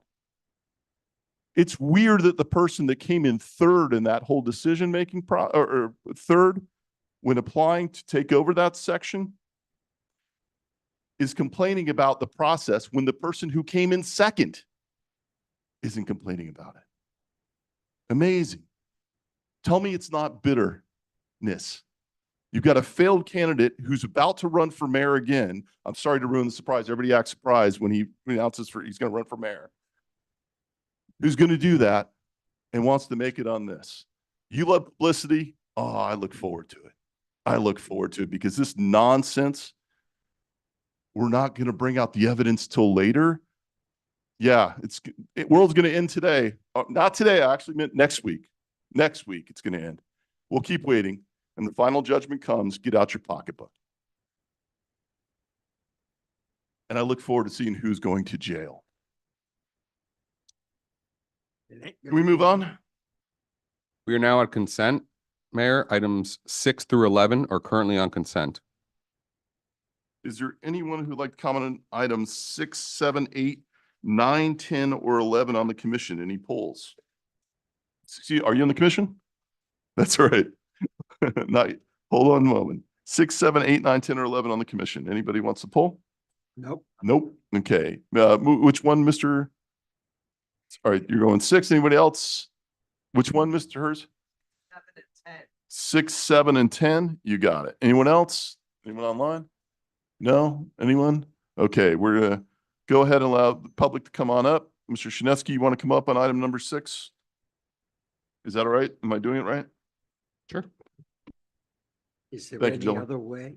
There is. There's usually a better way than what I'm doing. Yeah. No, you're No, doing he's just fine, Giving Bill. them comment. Thank you. Yeah. Thank you. Thank you. Commissioner Preston. Thank you all for coming. We'll pause for one Thank minute. everyone of you. Thank you, Mr. Ryan. Thank you. Thank you. Mr. Shinesky, go ahead. Daniel Shinesky, 34 Keswick B, Deerfield Beach, District Number 3. I looked into this case, Summers versus City of Deerfield Beach. Basically, September 2019, Mr. Summers fell in a pothole at 45 Southeast 9th Street, which is a side street. He was basically alleging that there was a pothole, there wasn't adequate lighting. Well, I think the lesson learned here is basically we always need to have the infrastructure up to date, especially as we're going into the second century of Deerfield Beach. I think the commission has been doing that. Next week is our budget meetings. It's very important to have the streets, the roads, the beach, the facilities all up to date, best they can be. That's very, very important. But I also think it's very, very important for citizens to keep vigilance. If they see a pothole or they see a light out, it's very, very important for them to make the commission or commissioners or any of the city officials aware of this. So that's all I just wanted to say on that. Thank you.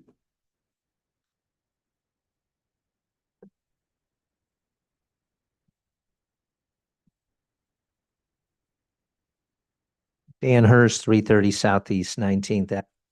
This won't take long, I promise. Mr. Hurst, just if you want, you're going to get 3 minutes on each item if you want. I'm not going to Okay. take it. That would be cruel and unusual punishment, Mayor. Number 6, I just really wanted to make sure somebody in the city can state that pothole on Southeast 9 Terrace has been repaired. Number 7 is interesting to me. I was fortunate enough to attend the town hall meeting of the senior center, Brathwaite Center, last Friday that they had. And at that town hall meeting, it was announced that no more free coffee for the seniors. So is this coffee expense included in the $76,212 that is the city's share of expenses at the senior center? Or was the city paying this coffee expense in addition to the $76,212? And if this was an additional expense, how much was this free coffee costing the city? Because I would like to donate the cost of the coffee for the rest of 2024. The final thing was item number 10. And that was the purchase of a sweeper. Yeah, got that right. Rider sweeper. So it says here under this long section 38-116-3B11 of the city's procurement code regarding cooperative acquisition states that the city may, and I want to emphasize the word may, acquire or contract for non-real property, goods, services, where the city participates in joint procurement of non-real property, goods, or services with other public entities and exempts such cooperative purchases from the competitive selection requirements. So again, it says may. It doesn't say the city must. So instead of taking the easy way out, why are we, and using a contract from 2022, why not put this equipment out for bid, which would ensure the taxpayers that they are getting the best deal possible for this item. It's really simple economics 101. Competition ensures the best possible price. It's not a difficult concept. Thank you. Thank you. Anyone else? Ms. Freitag, which item number would you like to talk about? Item number 6, please. Okay. Katie Freitag, 418 Southeast Second Street. I am a part owner of a property at the corner of Southeast 9th Terrace. And there are not potholes that are all completely fixed on that street. In fact, there are 3 potholes that are pretty good size on that street that I've been in contact with streets for months to get fixed. We can't fix our driveway because of a city gutter. I guess you would call it a city sewer issue that I've been waiting months, over 6 months to have fixed. I finally was able to get a hold of streets after leaving no less than 6 messages for the supervisor. So I finally got to him. He's been to the site. I have shown him the issue.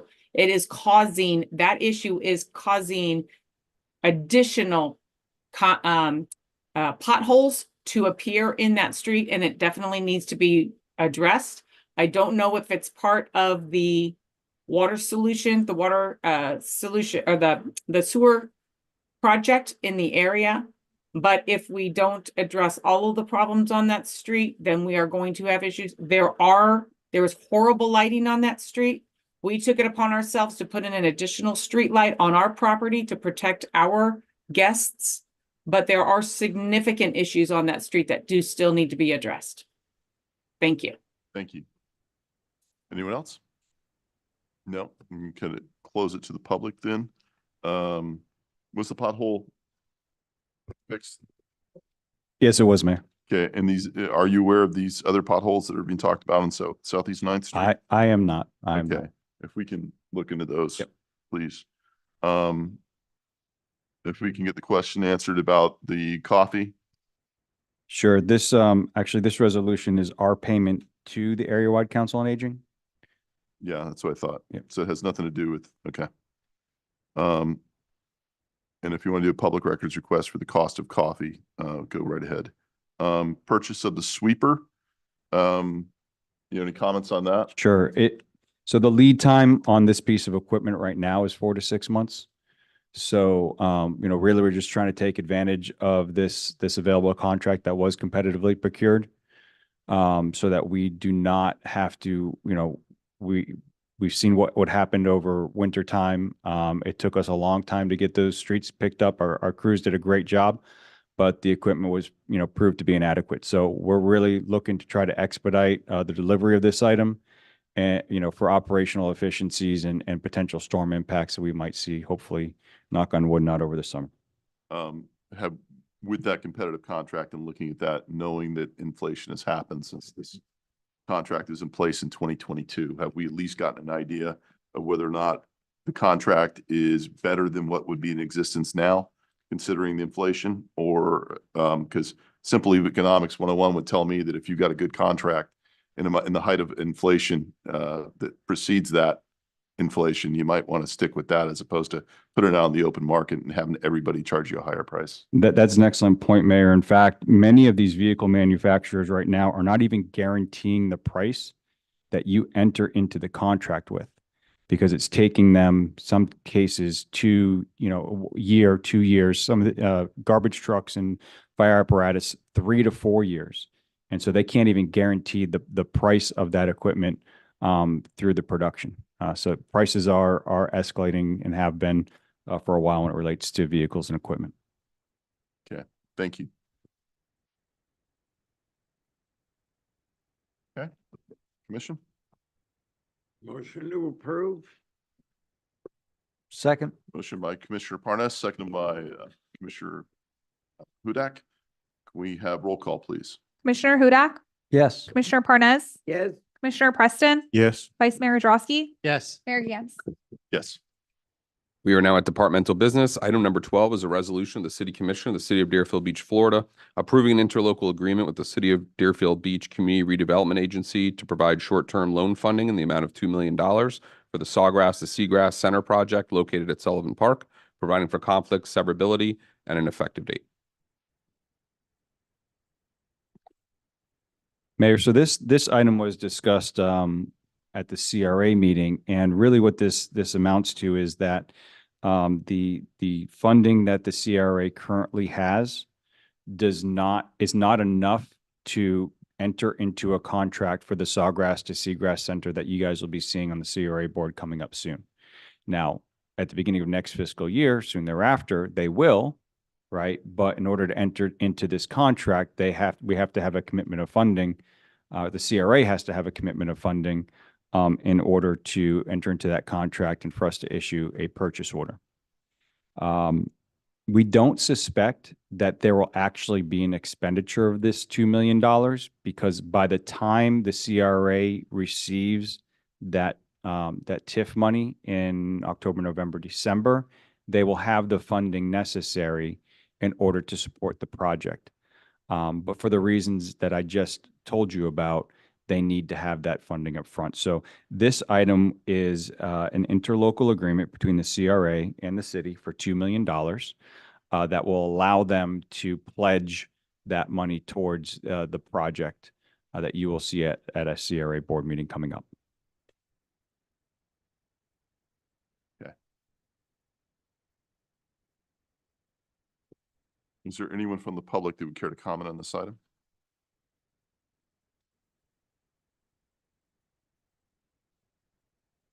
Dan Hurst, 330 Southeast 19th Avenue. This question will be less than 30 seconds, so please don't shoot me in the foot. The city's financial advisor has indicated a loan rate of 6%. Who is the city's financial advisor? Thank you. Thank you. Anyone else in the public? Okay, we'll close it to the public. Commission, any comments? Motion to approve. Second. We have a motion from Commissioner Hudak. We have a second from Commissioner Parnas. Who is the city's financial advisor? So it would have either been Dunlop and Associates, or it would have been I can't remember the name of the other one. Ted, the gentleman's name is Ted Cole Davenport. Yes, thank you. But I believe because this is a short-term financing, we used Dunlap and Associates, who does our short-term loan documentation for us. Okay, thank you. We have a motion and a second. We have roll call, please. Commissioner Hudak, Yes. Commissioner Parnas, Yes. Commissioner Preston, Yes. Vice Mayor Drosky, Yes. Mayor Gantz. Yes. We're now at comments by administration and legal. No comments from legal tonight. I just have a couple updates for the city commission this evening. First, I want to make the city commissioners aware that the work at the pier has begun. They have started to put up the fencing around the pier parking lot, so that parking lot is completely closed off to the public at this point. At first, you're going to see the chain link fence go up, and you're probably going to see a tan colored screening, but just know that we have to have the fence up in order to get the correct dimensions for the printed screening that we're going to do, which is going to be more of lifestyle screening because we want it to look, as nice as we possibly can, understanding that it's the beach area. So once the fence goes up, it's going to take approximately 2 weeks in order to get that new screening up. So you'll see that improvement there. We have the ULI TAP coming up June 17th and 18th. And they will present to the city commission at the commission meeting on the 18th. However, as part of that exercise, there is a survey out right now, and we're really looking for participation from the public and you commissioners as well to complete that survey and provide input into what they see in terms of the type of amenities they'd like to see in this very area that we're in today. Also, we have the budget workshops coming up next week, next Wednesday and Thursday. Just want to remind the commission that information has also been posted. And the City Hall lobby renovations have begun. Contractors have been doing a really excellent job, moving along very quickly, maintaining access for the public, keeping everything clean. And so the next phase will be the demolition up to the doors right here to get rid of the non-ADA compliant tile, and they'll be proceeding from there. So that's all the updates I have, unless there's any questions. Thank you. Any questions on any of those items? Okay. Next item. Now at City Commission business, item number 13 is a resolution of the City Commission of the City of Deerfield Beach, Florida, establishing boundaries for City Commission districts as required by the city charter, providing for conflicts, implementation, and an effective date. So, Mayor and Commissioners, at the first meeting that we had regarding this, following the direction which I think we got from the commission overall, was to propose, do we have a presentation of the item? Okay, thank you. And we also have the consultant on, and he's available. I'm just going to tee it up. But we did bring forward in the resolution alternative commission district number 1, which seemed to be the most called palatable from the city commission. Certainly available to answer any questions. Like I said, we have the consultant on as well. And however you would like to handle this, or, we can proceed from there. Thank you. Thank you.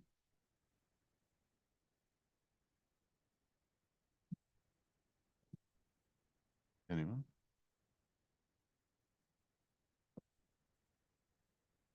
Are we opening this to the public then to start? I guess so. Anyone from the public here to comment on this item?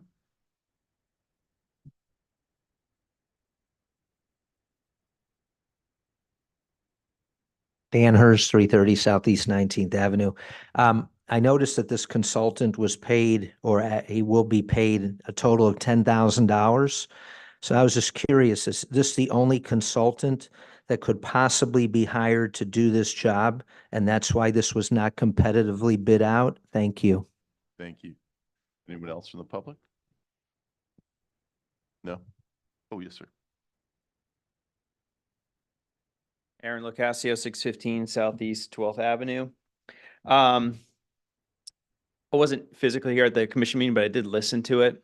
And there's possibly a part of this proposal that I'm missing. It did seem fairly unanimous that the group was going towards the least change. I don't actually fully understand what the implications of a more dramatic change are, but the third proposal, which was the last one, which kind of draws 4 quadrants, that Commissioner Hudak had mentioned was his preferred. To me, that actually makes a lot of sense for different reasons. And I'd like to understand if there's something more to being averse to more change. Is there something I'm missing? Like, what are the implications of doing a more dramatic change? Because it seems to make a lot more sense for various reasons, just the way that the quadrants are. I live in District 1, and I spend most of my time in the third version of that district, and it just seems less disjointed otherwise. But perhaps there's something that I'm not appreciating. Thank you. Thank you. Anyone else from the public? Ms. Freitag?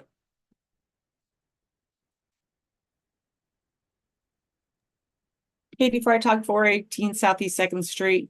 I also am curious as to how much space, when they add in the new the new developments that are coming in on Hillsborough, the new developments that are coming in by the old marina, when adding in the new developments potentially on Federal, are we going to be stuck having to do this redrawing again? I know that we touched on these potential new developments, but are there more than just the ones that the public knows about right now? Are there more that the Economic Development Committee knows more about, that have not moved far enough along in the building process for the public to know about them? Would we be cutting ourselves in the foot if we go with option 2 as opposed to option 3, knowing that we'll have to do this again when we go through the whole vetting process again and the numbers counting? So sorry, it doesn't sound quite exactly, but that's my idea is how many more building opportunities are coming along that we don't know about that the economic development does that would again change the numbers and skew the numbers throughout the districts. Thank you. Thank you.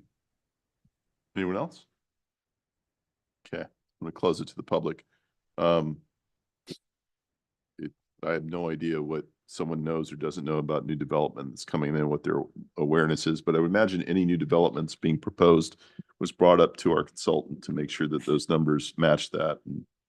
Yes, Mayor. That was actually one of the points made at the first meeting, that the consultant looked at some of the development coming online, but he also warned that additional development that we foresee in the future will likely impact the need for further redistricting. But nevertheless, you still have to redistrict every 4 years in line with the charter. Okay.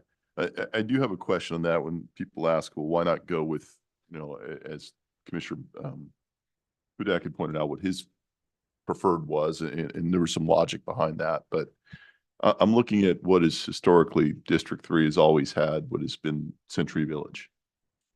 Every other proposal in here has Century Village going to District 4, correct? I believe the other two alternatives did have that. The other two, excuse me, the other two. That would put Commissioner Parnas living outside of the district he would represent if we would make that change, or is that, or that would happen when the next election would occur, right?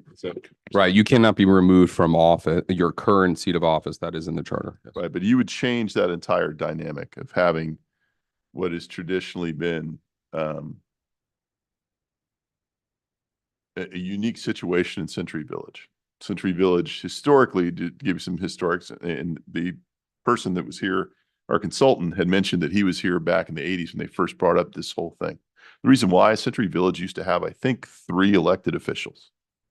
When they elected citywide, and 3 of them were from Century Village, that didn't exactly give you a good representation for every single spot within the city. District 4 and District 3 are very different. District 4 is primarily HOA communities, single-family home communities, primarily, that are there. District 3 has a few of those, not a lot, but it's primarily Century Village. That's what it represents. Those are 2 uniquely different areas of our city. And I think clumping those together, to me, while I think for any of us who've been doing this for a long time, which I have, just really would become highly unusual. But I do think that it because of that uniqueness there, I think they deserve different representation, because I think they have different needs there. And as the mayor, I deal with all of them. But I think maybe it's just tradition for me, but I look at that as changing that and taking Century Village out of District 3 and putting it into District 4 and grouping all that together doesn't quite work for me. It doesn't feel like it's serving the citizenry the right way when it comes to actually having a commission that deals specifically with that district's needs. So that's why I would look at that as being a very dramatic change. And if you know anything about the history of our city and what has occurred over the years, that would be something that I think would really probably not serve the residents well, in my opinion. Commissioner Hudak. Thank you, Mr. Mayor. Very well spoken. When I look at option 3, it's eventually where we are headed. But I do agree with your observations that, District 3 and District 4 do cater to a completely separate type of resident. And I think they are much well served, at least currently, by having 2 separate commissioners. I still think eventually we're going to have to, probably in 4 years, maybe in 8 years, go towards that option 3, but maybe now is not the time. Thank you, Commissioner Parnas. Yeah, I have the largest population in District 3. I don't mind losing some of it, but there are 2 key areas that make up District 3, Crystal Lake and Century Village. To remove either one of them would destroy the continuity that these two groups working together have. And they do work together. I've had people from Crystal Lake come to meetings in the village and vice versa. We're one community. And I would hate to see it split up for the sake of splitting it up.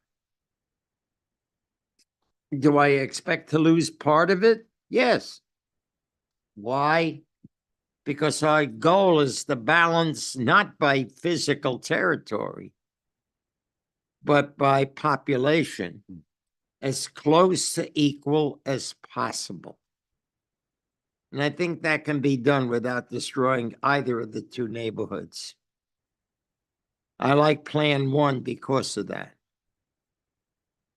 Because it doesn't take any one area in the city and chop it just to make balance. And I think each of the commissioners who spend time in there with their constituency and understand their problems is unique unto itself. The problems in Crystal Lake are certainly different than those in the village. But we handle both and we work together. And I think that should be the goal. Yeah. So solution number 1 is what you're going for? Yes, even though it means I lose the hospital, Okay.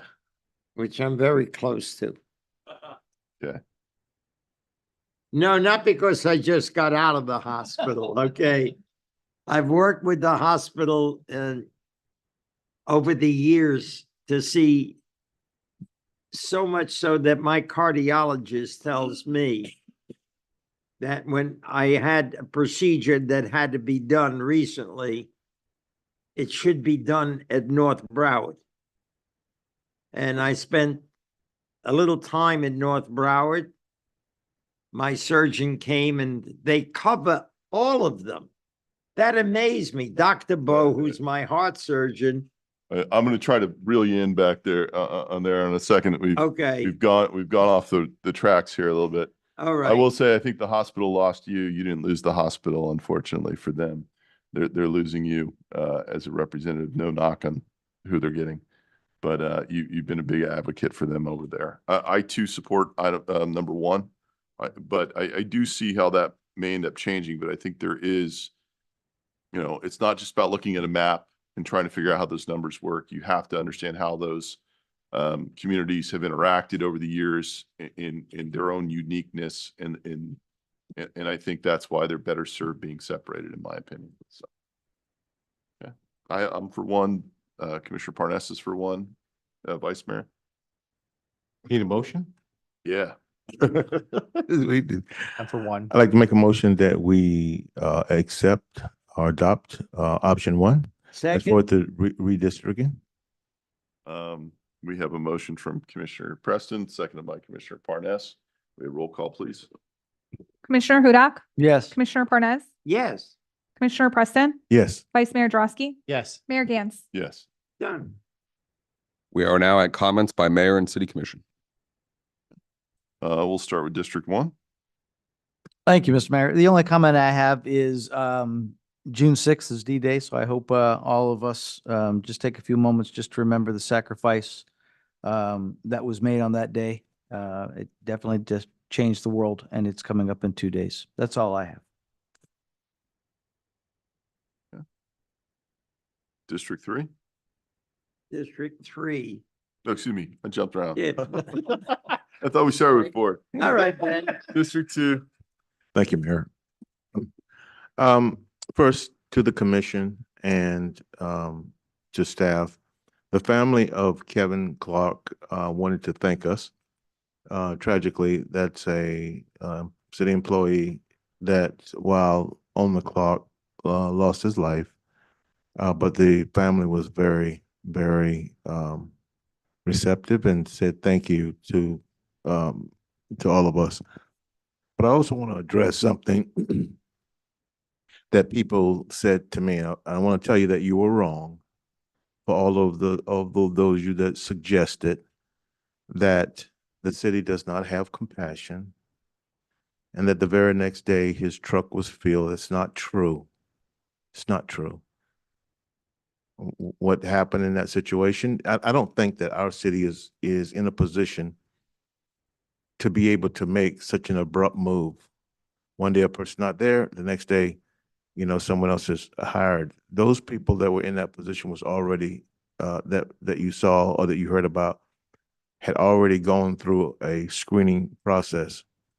And for those of you that said the things that you say, which I will not repeat here, you also was wrong. I contacted the city manager. He and I did talk. So to say that he had no input is wrong. It is wrong and negative. Because he and I talked. He was very receptive to the situation that he knew that he was dealing with. So if you're going to talk, please understand and have your facts in order. Because I am telling you that he and I had several conversations. David, how many times did we talk during the day? It had to be 3 or 4. Well, not only did you and I talk, but the day it happened, I was over at CCC. I met with the wife upstairs, talked to her for a little while, gave her a hug. So I'm not sure where these comments are coming from, Commissioner Preston, because we haven't had the opportunity to talk, but I'm happy to clear the air with whomever is thinking whatever it is they are thinking. Yeah. So I just want you to know that city staff, we have a lot of great people that represents our city staff. In fact, when I call different departments, they're always courteous and coming forth trying to do a good job. And sometimes the criticism that they take is unnecessary. So I just wanted to let you know about that. The family was very, very appreciative of how things went in regard to a very tragic situation. The other thing is today, Deerfield Beach High School had their graduation, and it was outstanding. And it's kind of a reminder of what it is to be an American. If you was to go there, it was a rather large crowd, and it was so inclusive. It was very stimulating and inspirational. The valedictorian was first generation from the Dominican Republic. First generation. And they came to this country under a lot of challenges. And this young lady, stayed in the books. She has a scholarship. She's going to Cornell. And in fact, the Cornell graduate didn't go to a celebration at Cornell that happened this past weekend just so he could introduce her to today, because she wanted him to do it. But it's an example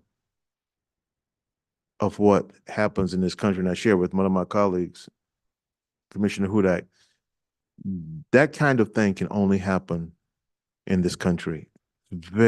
She has a 5.5 GP. I mean, it's just incredible. She's so smart. Weighted, by the way. But it was very inspirational. It was so inspirational. I just wish you all could have been there to hear her speech. So, but they're doing a good job over there at the high school. Every once in a while, I get sometimes discouraged when you hear of all the bad stuff that's happening. You go, what's going to happen to this country?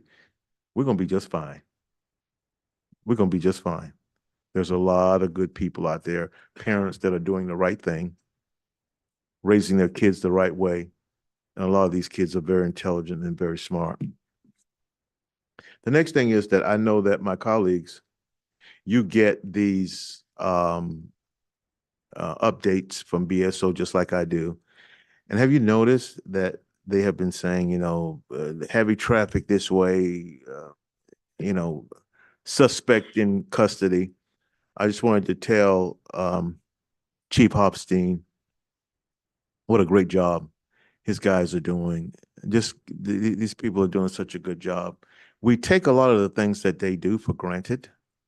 We shouldn't.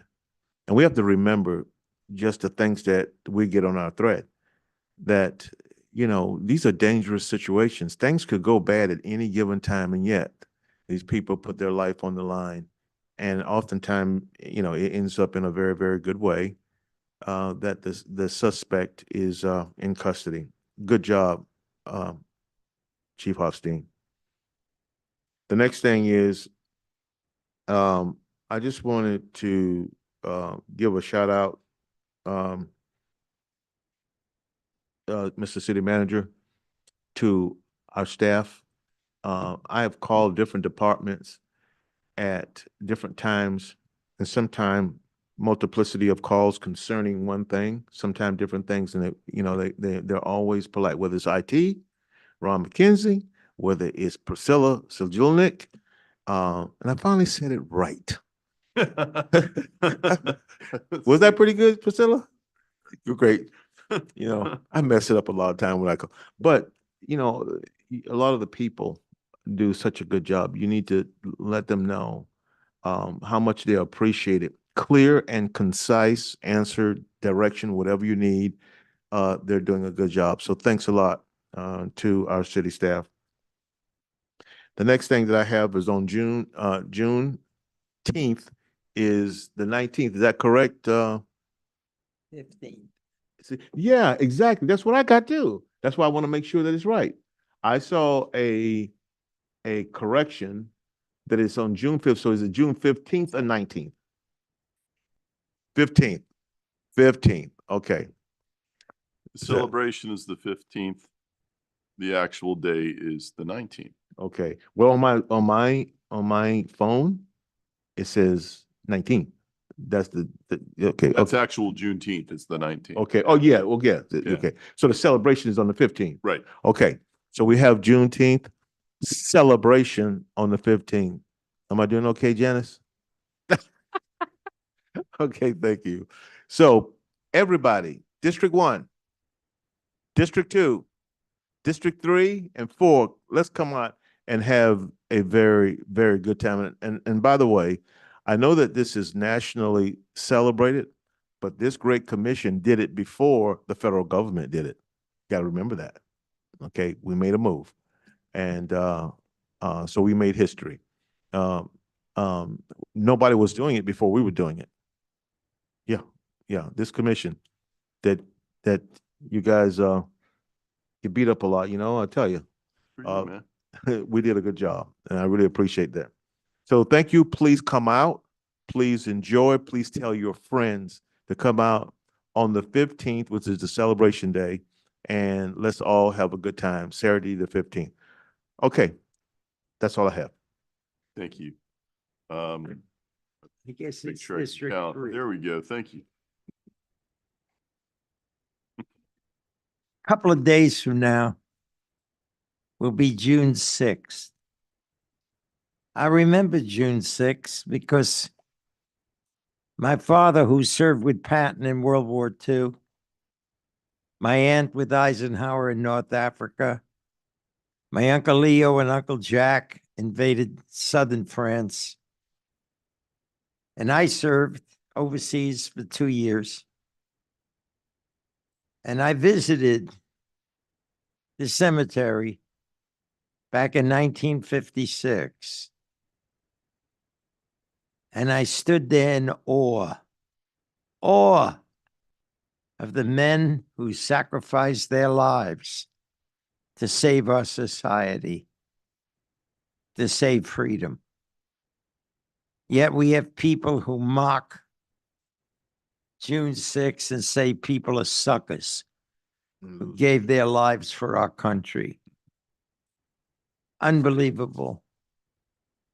Every June 6th, I take out a picture of my dad in his uniform, and I salute it. He spent a year overseas with Patton and came out alive, wounded, but alive. He was the only one in my family who was wounded. When I got overseas to West Germany, I visited the town in which he was wounded. And I visited the cemetery in France. We owe a lot to those people, more than we show, because they gave up their lives to protect us. I volunteered for the Army, spent 2 years active, 6 years in the reserve. And people say to me, thank you for your service. I say, why? It was my duty to protect this country. Everybody should feel that way. We don't need your thank you. We need support for veterans. We need support for our armed forces, because those young people out there are ready to give their lives for us. And we should respect that. And I do. So when June 6th comes, think about it.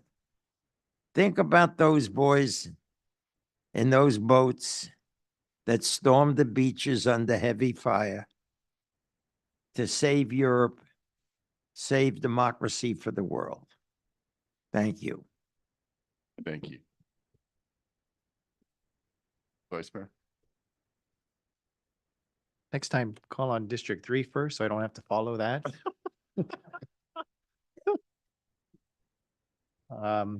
I do want to piggyback the passing of Kelvin Clark, because I have never, ever been to a happy viewing before. But I also felt something there, that man was loved by so many people. And if I heard one person say or comment about Mr. Clark's smile, if I heard one person say it, I heard 1,000 people say it. They all said the same thing about what a terrific human being he was, what a great employee for the city that he was, always with a great attitude and smiling.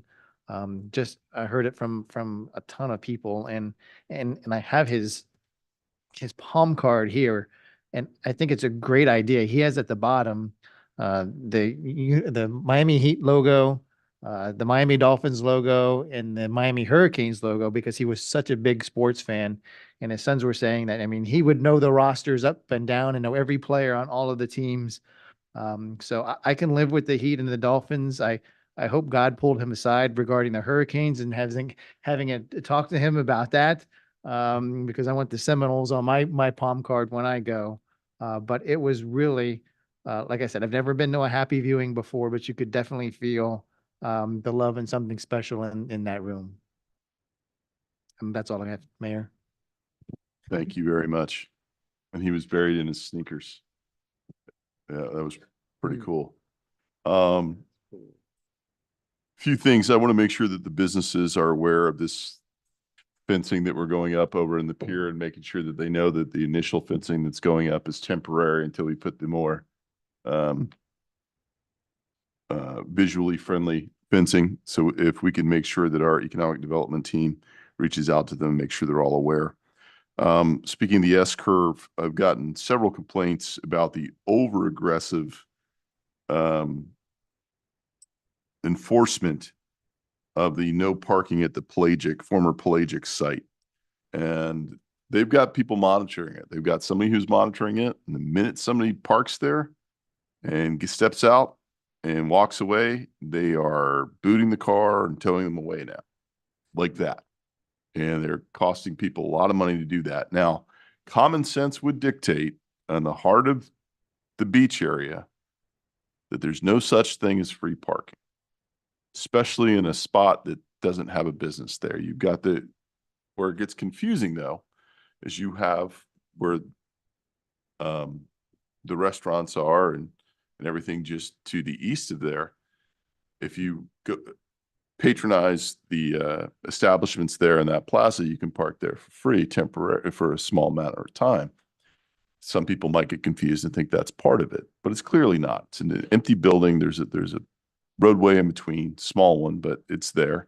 And there are 3 signs, because I asked code, I asked our city attorney, and everybody will look into it, see what we can do, because it is overtly aggressive. And you heard about the old problems they used to have in South Beach, in which they would hire a very aggressive team and say, hey, let me make some passive money on this. I've got this abandoned property. You go ahead, and the minute you see somebody tow them away, and that way you get to keep this portion. I get passive income by just basically, screwing people over down there on the beach area. So it's happening here. They're within their legal rights. Is that what I understand? They're within their legal rights.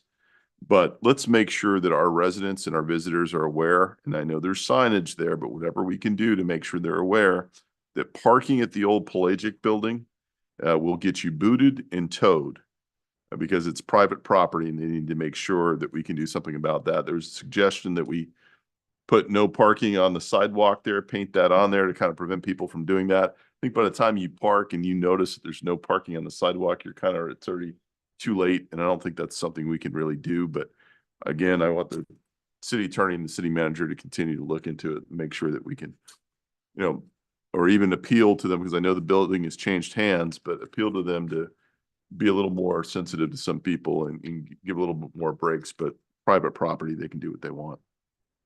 I do want some mobility messaging put out. I traveled recently and I went to a place that had the free rides like we have with Freebie and other services that are out there. So our part of this is encouraging people to use alternative modes of transportation to help deal with the traffic problems that we have, to deal with the parking problems we have over by the beach. We have Freebie, and we also have Beach Rides USA. So if we could put, and they serve two very distinctly different purposes, in my opinion. So if we could put out some messaging, letting people know, even put it on the website saying, if you want to get around, here's some options we have. Here's what Freebie does. Give them a link to Beach Rides so they know who to call if they want to do that, because I talked with Ryan and they're serving people, that they're bringing people outside of Deerfield Beach into Deerfield Beach, which is a really good thing that we want. So let's make sure that people are aware of what our two alternative modes of transportation are out there and put something together to get that messaging. If the commission's okay with that, I'd like to do that. West Hillsborough Boulevard, our median, I've talked to the city manager about that. That's the entrance to our city coming in from Coconut Creek. I know there's an issue with the pump that is there for the swale, but it looks terrible.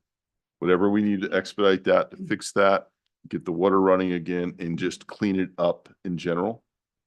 One of the things I'll be bringing up during their budget workshop, some of the requests that I have, is we look at what those medians look like. We have pressure cleaned those tiles that are there, but we can repaint them or do something to make them look better. It doesn't have to be extremely expensive, but we've got to do something on that, because I think we can do better than what we're doing. I'd like to see that happen. And also, Chief, I'm going to ask again if we could do a DUI checkpoint of some something here in our city, because again, you guys are busy and I know it. I see it. I see the lights flashing all the time. I've got a front row seat, but I ask that, we continue to do that and team up again with some of our neighboring cities to do some enforcement to really crack down some more. Other than that, that's all I have. Motion to adjourn. Second. Motion second. All in favor, say aye. Aye.